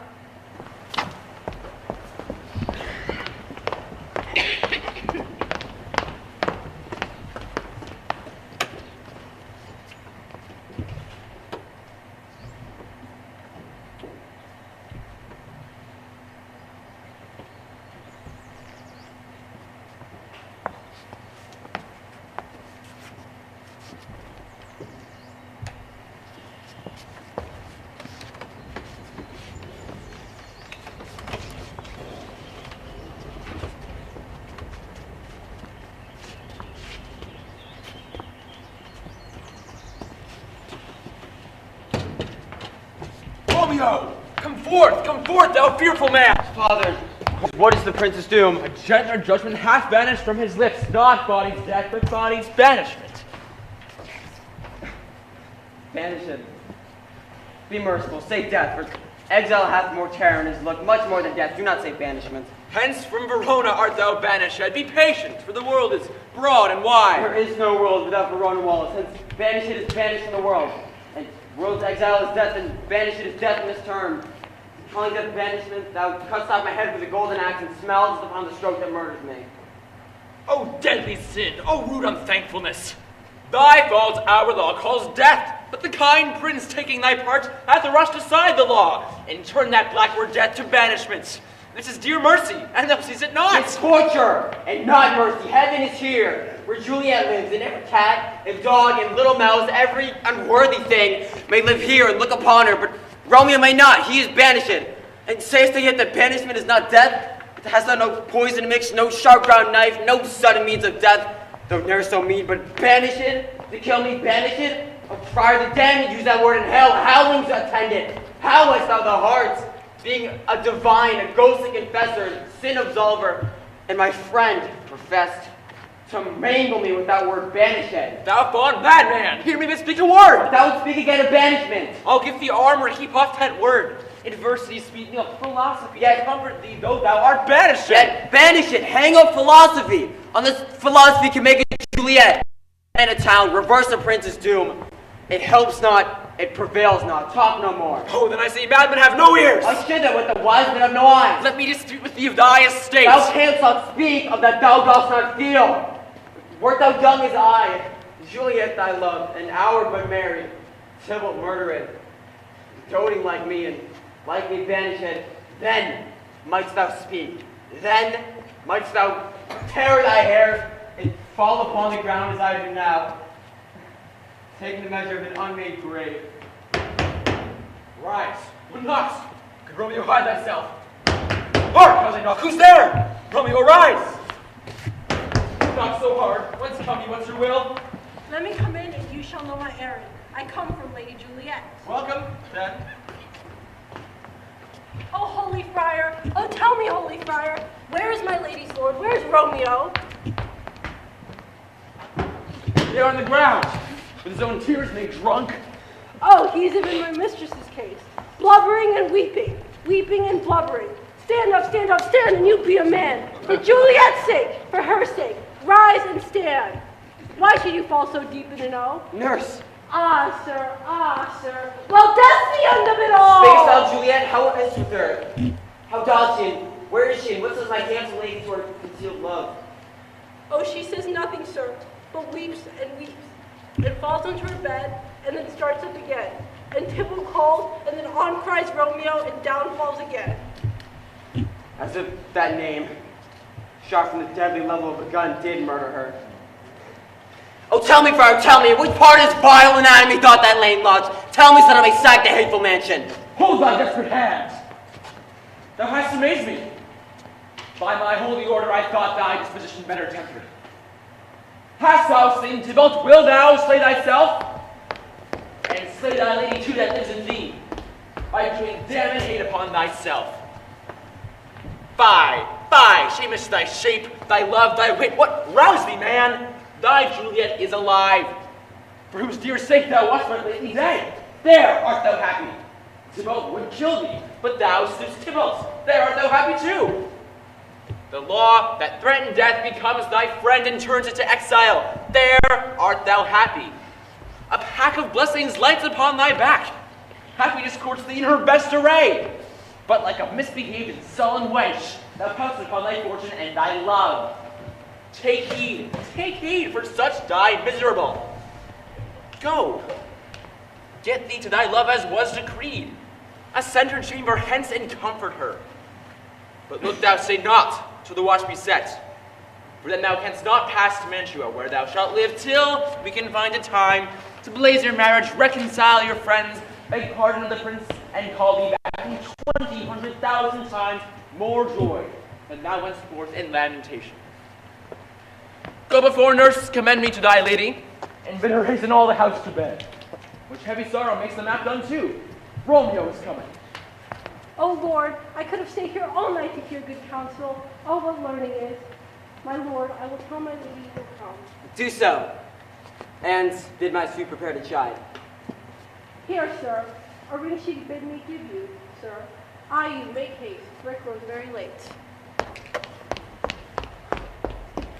How well my comfort is revived by this.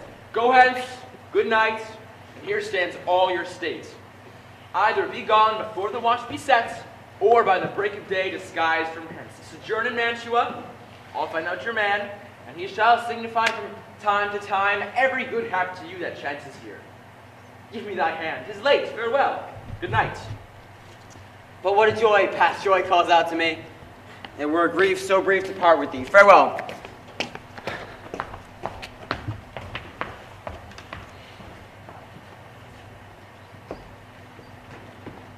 Things have fallen out, sir. So unluckily that we've had no time to move our daughter. Look you, she loved her kinsman Tybalt dearly, and so did I. Well, we were born to die. 'Tis very late. She'll not be down tonight. These times of woe afford no time to woo. Madam, tonight, commend me to your daughter. I will, and know her mind early tomorrow. Tonight she is mewed up to her heaviness. Sir Paris, I'll make a desperate tender. Of my child's love, I think she'll be ruled in all respects by me, nay, more. I doubt it not. Wife, go you to her ere you go to bed. Acquaint her here of my son Paris's love, and bid her mark you me on Wednesday next. What's up? What day is this? Monday, my lord. Monday. Well, Wednesday's too soon. O Thursday let it be. O Thursday tell her she shall be married to this noble earl. My lord, I would that Thursday or tomorrow. Well, get you gone. O Thursday be it then. Go you to Juliet ere you go to bed. Prepare her wife against this wedding day. Farewell, my lord. Like my chamber home. Poor me. It is so very, very late that we may call it early, by and by. Good night.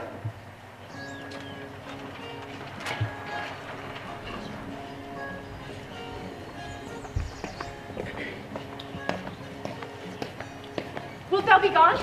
It is not yet near day. It was the nightingale and not the lark that pierced the fearful hollow of thine ear. The night when she sings on yon pomegranate tree. Believe me, love, it was the nightingale. It was the lark, the herald of the morn, no nightingale. Look, love, what envious streaks do lace the severing clouds yonder east. Night's candles are burnt out, and Yoken day stands tiptoe on the misty mountaintops. I must be gone and live or stay and die. Young light is not daylight. I know it, it is some meteor that the sun exhales, to be this night in torchbearer and light thee on thy way to Mantua. Therefore stay yet, thou needest not be gone. Let me be ta'en, let me be put to death. I'd more care to stay than will to go. Come, death, and welcome. Juliet willed it so. How is my soul? Let's talk. It is not day. It is. High hence, be gone away. It is the lark that sings so out of tune, straining harsh discords and unpleasing sharps. Some say the lark makes sweet division. This doth not so, for she divideth us. Oh, no, be gone. More light and light it grows. More light and light, more dark and dark our woes. Madam! Nurse? Your lady mother is coming to your chamber. The day is broke. Be wary. Look about. Then window, let day in and let night out. Farewell. Farewell. One kiss and I'll descend. Art thou come so? Love, Lord, our husband, friend. I must hear from thee every minute in the hour, for in a minute there are many days. Oh, by this count I shall be much in years ere I again behold my Romeo. I will omit no opportunity that may convey my greetings, love to thee. Oh, thinkest thou we shall ever meet again? I doubt it not, and all these woes shall serve for sweet discourse in our time to come. Oh God, I have been ill divining soul. Methinks I see thee now as one dead at the bottom of a tomb. Either my eyesight fails or thou lookest pale. Trust me, my love, in my eyes so do you. Dry sorrow drinks our blood. Adieu, adieu. Oh, daughter, are you up? Who is it that calls? Is it my lady mother? Is she not down so late or up so early? What unaccustomed cause procures her hither? Why, how now, Juliet? Madam, I'm not well. Ever more weeping for your cousin's death? What, wilt thou wash him from his grave with tears? And, if thou couldst not make him live. Therefore have done. Some of grief shows much of love, but much of grief shows still some want of wit. Yet let me weep for such a feeling lost. Well, girl, thou weepst not so much for his death, as that the villain lives which slaughtered him. What villain, madam? That same villain, Romeo. God pardon him. I do with all my heart, and yet no man like he doth grieve my heart. We will have vengeance for it, fear thou not. But now I'll tell thee joyful tidings, girl. And joy comes well in such a needy time. What are they, I beseech your ladyship?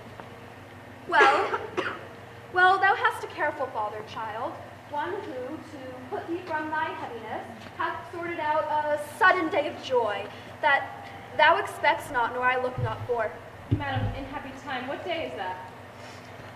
Mary, my child, early next Thursday morn, the gallant young and noble gentleman, the County Paris at St. Peter's Church, shall happily make thee there a joyful bride. Now by St. Peter's Church and Peter too, he shall not there make me a joyful bride. I wonder at this haste that I must be wed ere he, who should be my husband, comes to woo. I pray you, tell my lord and father, madam, I will not marry yet. Here comes your father now. Tell him so yourself and see how he will take it at your hands. How now, wife? Have you delivered to her our decree? Aye, sir, but she will none. She gives you thanks. I would the fool were married to her grave. Soft, take me with you. Take me with you, what? How? Will she none? Does she not give us thanks? Is she not proud? Does she not count her blessed? Unworthy as she is, that we have brought so worthy a gentleman to be her bridegroom. Not proud you have, but thankful you have. Proud can I never be of what I hate, but thankful even for hate that is meant love. How now? Chop logic, what is this? Proud, and I thank you not. Not proud, Mistress Minion, you. Thank me no thankings, nor proud me no prouds, but Fettle, your fine joints, is Thursday next, to go with Sir Paris to St. Peter's Church, or I'll drag thee on a hurdle thither. Are you green sickness carrion? Are you baggage? You towel face? Fie, what are you, mad? Ah, good father, I beseech you on my knees, hear me with patience but to speak a word. Hang thee, young baggage, you disobedient wretch. I tell thee what, get thee to church on Thursday, or never have to look me in the face. Speak not, reply not, do not answer me, my fingers itch. Wife, we scarce thought blessed that God had lent us but this only child, but now I see this one is one too much. We have a curse in heaven. God in heaven bless her! You are the one to blame, my lord, to rate her so. And why, my lady wisdom? Hold your tongue. I speak no treason. May one not speak? You are too hot. God's bread, it makes me mad. Day, night, hour, tide, time, work, play. Alone, in company, so my carathbends have her matched. And having now provided a gentleman of noble parentage, stuffed, as they say, in honorable parts, and then to have a wretched, puling fool, a whining mammet, in her fortune's tender, to answer, I'll not wed, I cannot love, I am too young. Pray you, pardon me, and you be mine. I'll give you to my friend. You be not hanged, beg, starve, die in the streets. Is there no pity sitting in the clouds that sees into the bottom of my grief? Oh, sweet mother, cast me not away. Delay this marriage a month, a week, or if you do not, make the bridal bed in that dim monument where Tybalt lies. Talk not to me, for I'll not speak a word. Do as thou wilt, for I have done with thee. Oh God, oh nurse, how shall this be prevented? What sayest thou? Hast thou not a word of joy? Some comfort, nurse. Faith, here it is. Romeo is banished and all the world to nothing, for he dares ne'er come back to challenge you. Or if he do, it needs must be by stealth. Then, since the case so stands is now at dawn, I think it's best you marry with the county. Oh, he's a lovely gentleman. Romeo's a dish clout to him. I think you are happy with the second match, for it excels your first. Or if it do not, your first is dead, or tweer as good as he once were. You living here with no use of him. Speakest thou from thy heart? And from my soul too, or else beshrew them both. Amen. What? Well, thou hast comforted me marvelous much. Go in and tell my lady I am gone, having displeased my father, to Friar Lawrence's cell, to make confession and to be absolved. I will, and this is wisely done. Ancient damnation, O most wicked fiend! Is it more sin to wish me thus forsworn, or to dispraise my lord with that same tongue which she hath praised him with above compare so many thousand times? Go, counselor, henceforth thou and my bosom shall be twain. All to the friar to know his remedy. If all else fails, myself have power to die.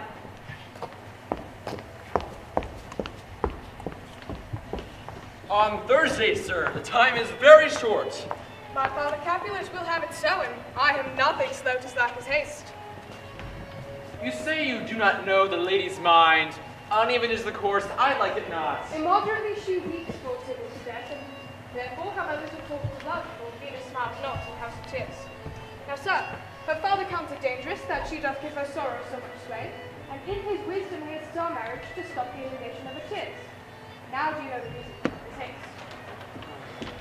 Look, sir, here comes the lady toward my cell. Happily met, my lady and my wife. That may be, sir, when I may be a wife. Come me to make confession to this father. To answer that, I should confess to you. For so thy face is much abused with tears. The tears have got some spite by that, for it was bad enough before their spite.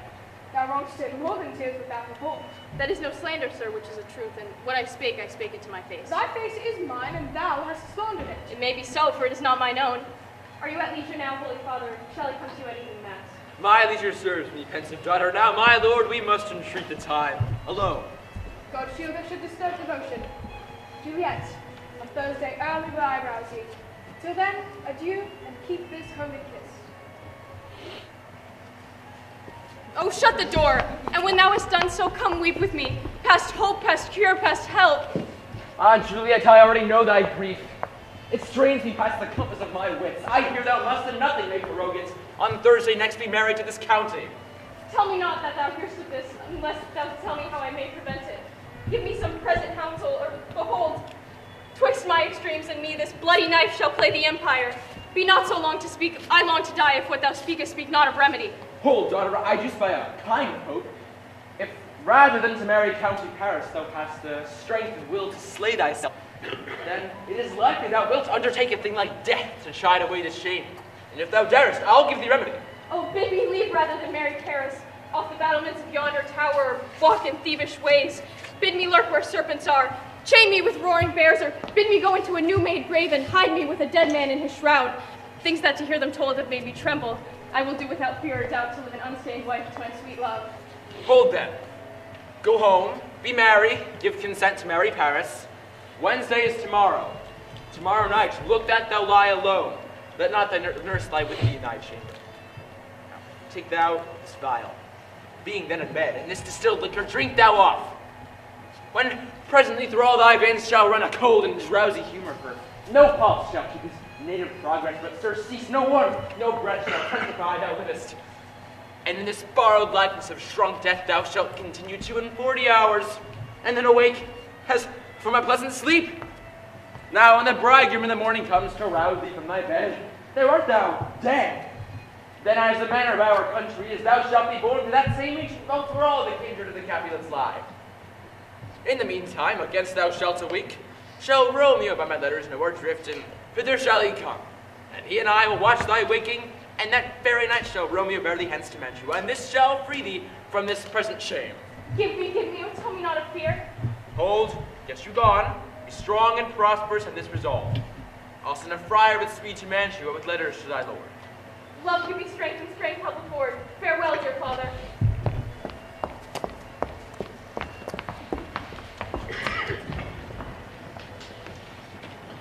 What? Is my daughter gone to Friar Lawrence? Aye, forsooth. Well, I may chance to do some good on her. A peevish, self-word harlotry it is.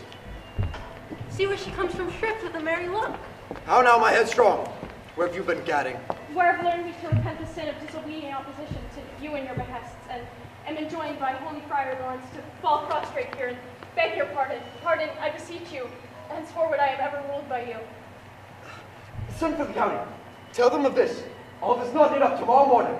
I met the youthful lord at Lawrence's cell and gave him what become love I might, not stepped over the bounds of modesty.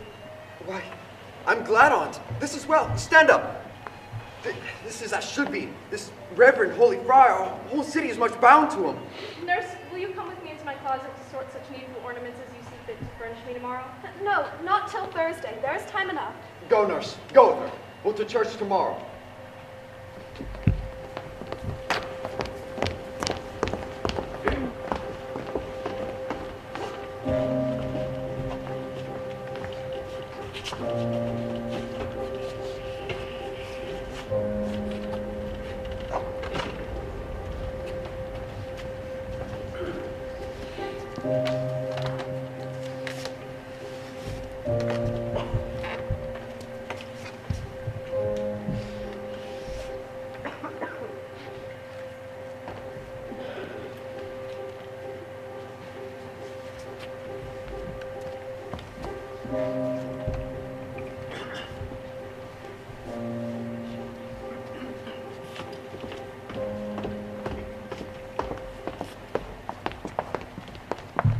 Gentle nurse, I pray thee, leave me to myself tonight, for I have need of many orisons to move the heavens to smile on my state, which, well thou knowest, is cross and full of sin.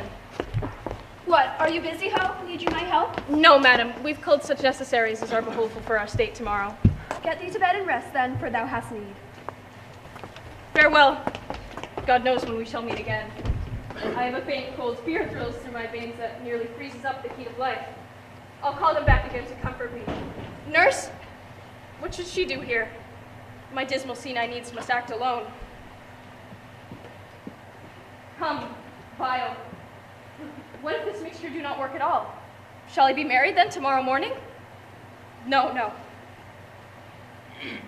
This shall prevent it. Lie thou there. How if, when I'm laid into the tomb, I wake before the time that my Romeo comes to redeem me? There's a fearful point. Shall I not then be stifled in the vault, to whose foul mouth no peltsome air breathes in, and die strangled ere my Romeo comes?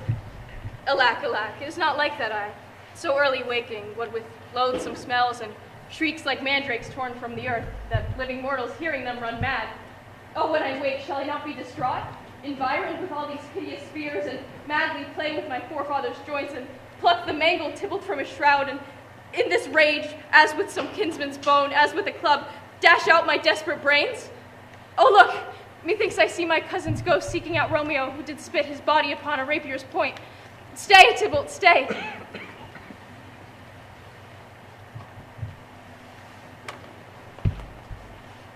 Romeo, I come.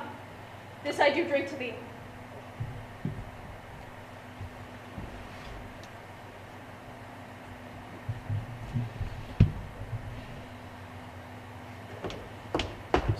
Mistress! What mistress? Juliet! Why lamb? Why lady? Fire you slug a bed? Why love, I say? Madame, sweetheart, why bride? What, dressed? And in all your clothes? And down again? I needs must wake you. Lady! Lady! Lady! Alas! Alas! Help! Help! My lady's dead! Oh, well a day that I was ever born! What noise is here? Oh, lamentable day! What is the matter? Look, look! Oh, heavy day! Oh, me. Oh, me. Oh, my child. My only revive! Look up, or I shall die with thee! Help! Help! Call help! For shame! Bring Juliet forth. The Lord is come. She's dead! She's dead! Alack the day, she's dead! Alack the day, she's dead! She's dead! She's dead! Let me see her! Out! Alas! She's cold. Her blood is stiff. Her joints are frozen. Death lies on her like an untimely frost upon the sweetest flower of all the field. Oh, lamentable day! Oh, woeful time! Death, that ta'en her hence to make me wail, ties my tongue, will not let me speak. Come, is the bride ready to go to church? Ready to go, and never to return. O son, the night before thy wedding hath death lain with thy wife. There she is, flower as she was, deflowered by him. Death is my son-in-law, death is my heir. My daughter he hath wed. I will die, and leave him all, life, living, all his death. Have I thought long to see this morning's face, and doth it give me such a sight as this? Accursed, unhappy, wretched, hateful day! Most miserable hour that e'er time saw in lasting labor of his pilgrimage. But one poor and loving child, but one thing to rejoice and solace in, and cruel death hath catched it from my sight. Oh woe, oh woeful, woeful, woeful day, most lamentable day, most woeful time that ever I did yet behold. Peace, hope, for shame! Confusion's cure lives not in these confusions. Dry up your tears and stick your rosemary on this fair course. And as the custom is, in all her best array, bear her to church. All things we ordain festival turn from their office to black funeral. Our instruments to melancholy bells, our wedding cheer to a sad burial feast. Our bridal flowers serve for a buried corpse. And all things change these to the contrary. Sir, go you in, and madam, go with him.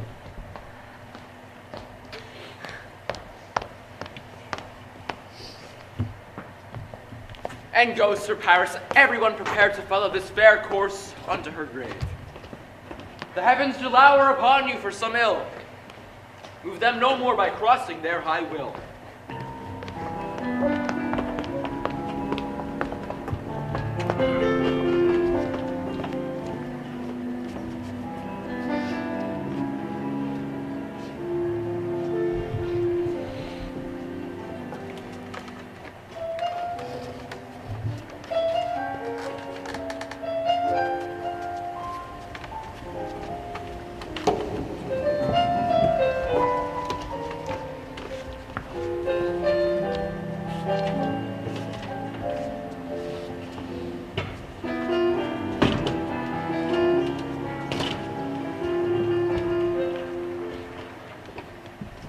If I may trust the flattering truth of sleep, my dreams presage some joyful news at hand.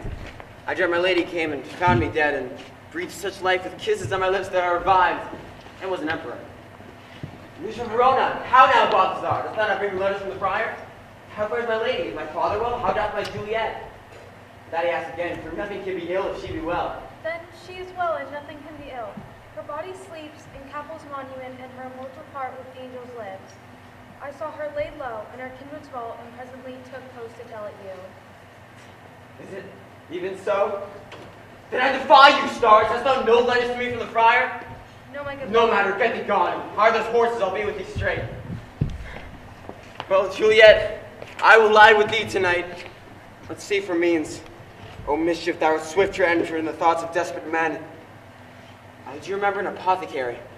And hereabout he dwells, which late I noted in tattered reeds with overwhelming brows.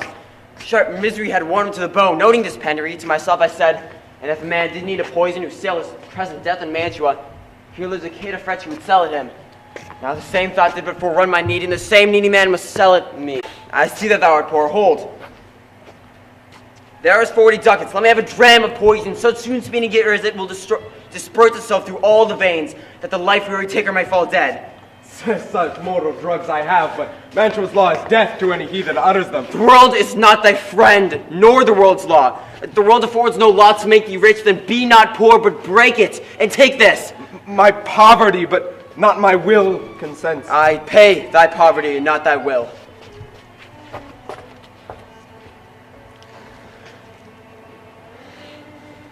Put this in any liquid thing you will, and drink it often. If you had the strength of 20 men, it would dispatch you straight. There's thy gold, worst poison to men's souls. Farewell, buy food and get thyself in flesh. Come, cordial and not poison, go with me to Juliet's grave, for there I must use thee. Holy Franciscan friar! Brother, ho! This seems to be the voice of Friar John. Welcome from Mantua, says Romeo. Or his mind be rich. Give me that. Going to find a barefoot brother out, one of our order, to associate me here in the city, visiting the sick, and finding him, the searchers of the town, suspecting that we both were in a house where the infectious pestilence did reign, sealed at the doors and would not let us forth, so that my speed to Mantua still stayed. Well, who bore my letter? That's Romeo. I could not send it. Here it is again. Unhappy fortune! By my brotherhood, that letter was not nice, but full of charge of dear import, and the neglecting it made you much danger. Friar John, go hence. Get me an iron crow and bear it straight into my cell. Brother, I'll go and bring it thee. Now besides the monument alone, within 3 hours of her shall be at wake 4 living corpse trapped in a dead man's tomb.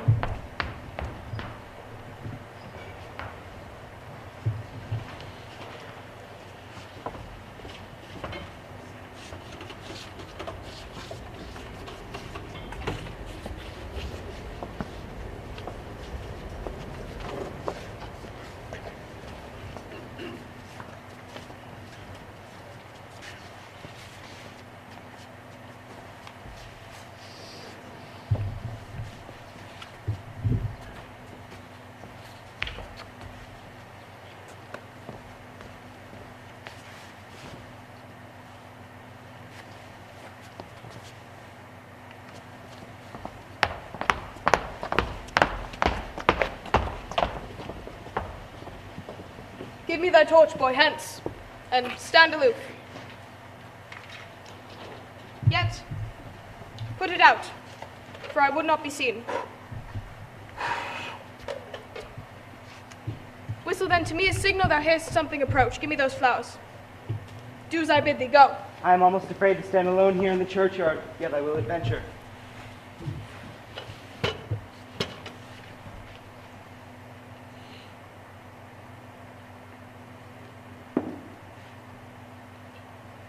Sweet flower, with flowers thy bridal bed I strew.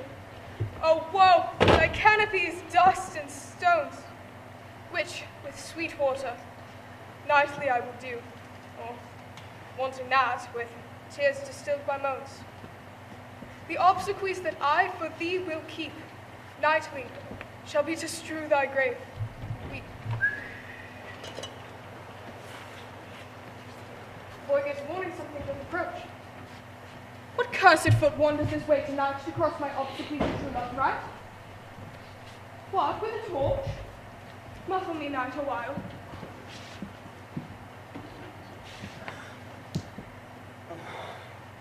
Thou detestable maw, thou womb of death, engorged with the dearest morsel of the earth. Thus I enforce thy rotten jaws to open, and in despite will cram thee with more food.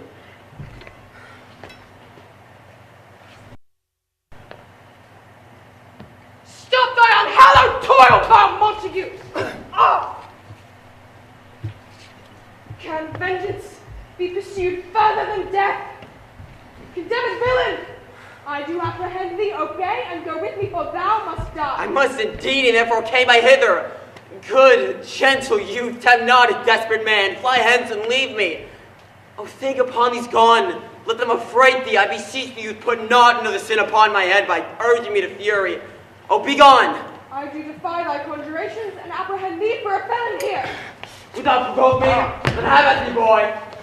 Oh Lord, they fight. I will go call the watch.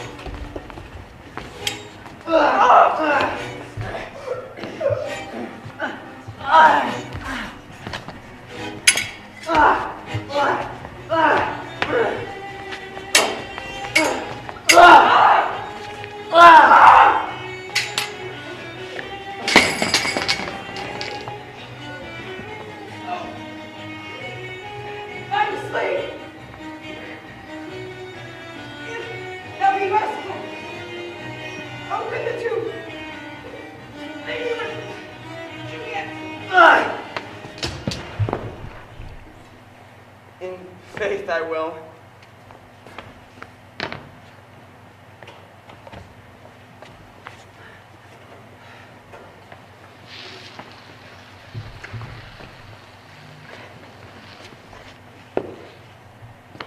Let me peruse this face.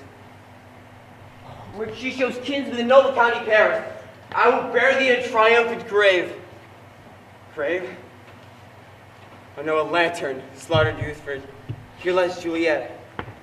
Her beauty makes this vaulted, feasting presence full of light. Death lie thou there by a dead man interred. Oh, my love, my wife, that thou hast sought the honey of thy breath, that had no power yet upon thy beauty. Dear Juliet, why are thou yet so fair? Shall I believe that unsubstantial death is amorous, and the mean-abhorred monster keeps thee here in dark to be his paramour? For fear of that, I still will stay with thee, and never from this palace of dim night depart again. For here will I stay with worms that are thy chambermaids. Oh, here will I set up my everlasting rest and shake the yokes of inauspicious stars from this world-wearied flesh. Eyes, look your last. Arms, take your last embrace. And lips, oh, you the doors of breath, seal with the righteous kiss a daily sparring into engrossing death. Come, bitter conduct, come, unsavory guide. Here's to my love.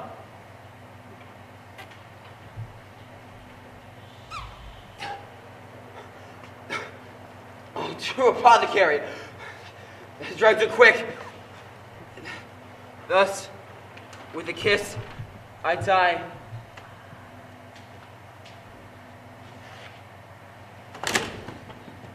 What's here? A vial closed in my true love's hand? Poison, I see, hath been his timeless end.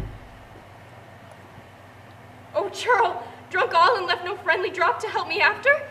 I will kiss thy lips. Happily some poison yet doth hang upon them to make dye with the restorative. Thy lips are warm. Lead boy, which way? Yea, noise? Then I'll be brief. Oh, happy dagger. This is thy sheath. There rust. And let me die. This is the place, there, where the torch doth burn. The ground is bloody. Search about the churchyard. Pitiful sight. Here lies the county slave. And Juliet, bleeding, warm, and newly dead, who here hath lain these 2 days buried.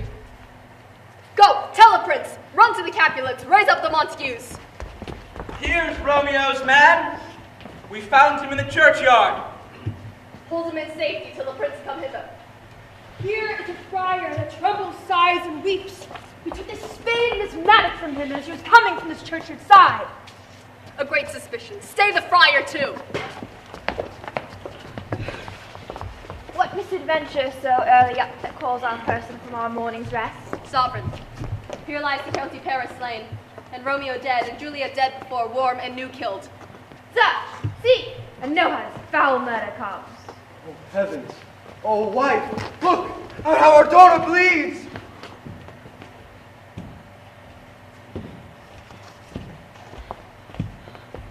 Come, Montague, for thou art so early up to see thy son and heir more early down. Alas, my liege, my wife is dead tonight. Grief of my son's exile has stopped her breath. What further woe conspires against mine age? Look, and thou shalt see. O thou untaught, what manners is in this, to press before thy father to agree? Bring forth the parties of suspicion.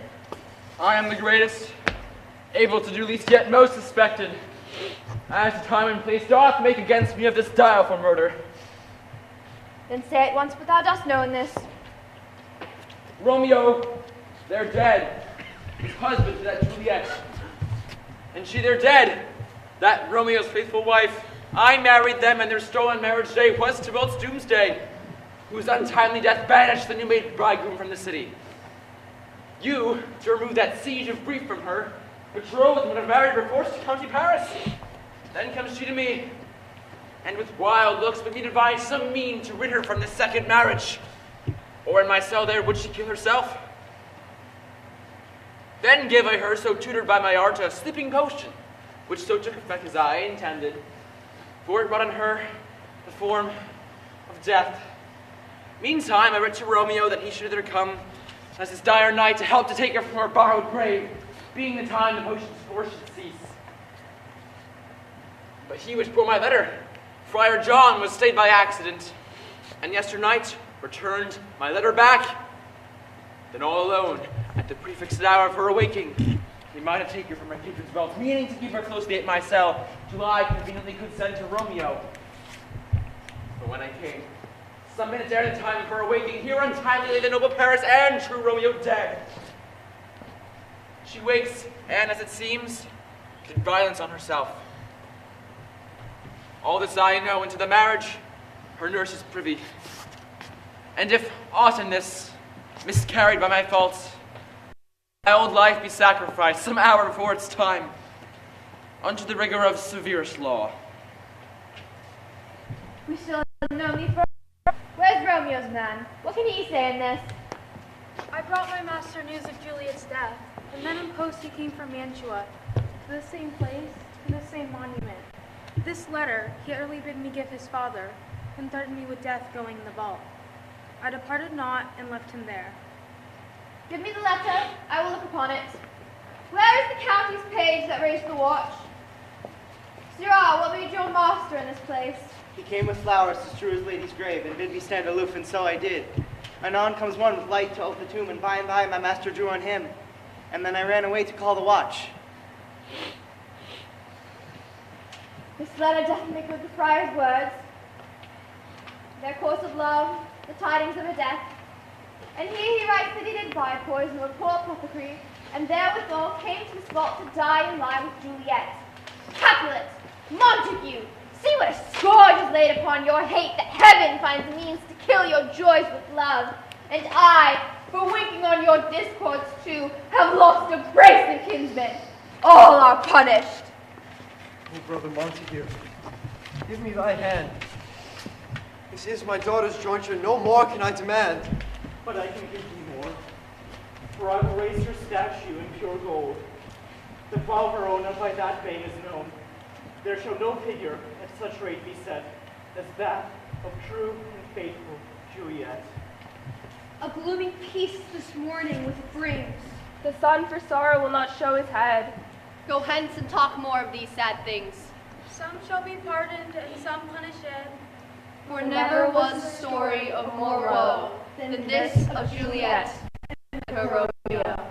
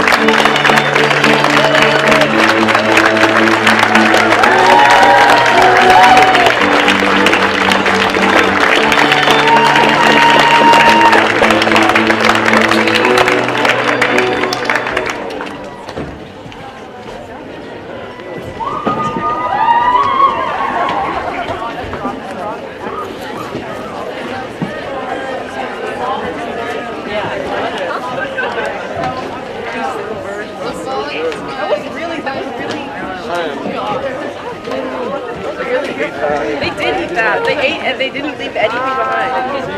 Except the plate. So let's the crowds come out.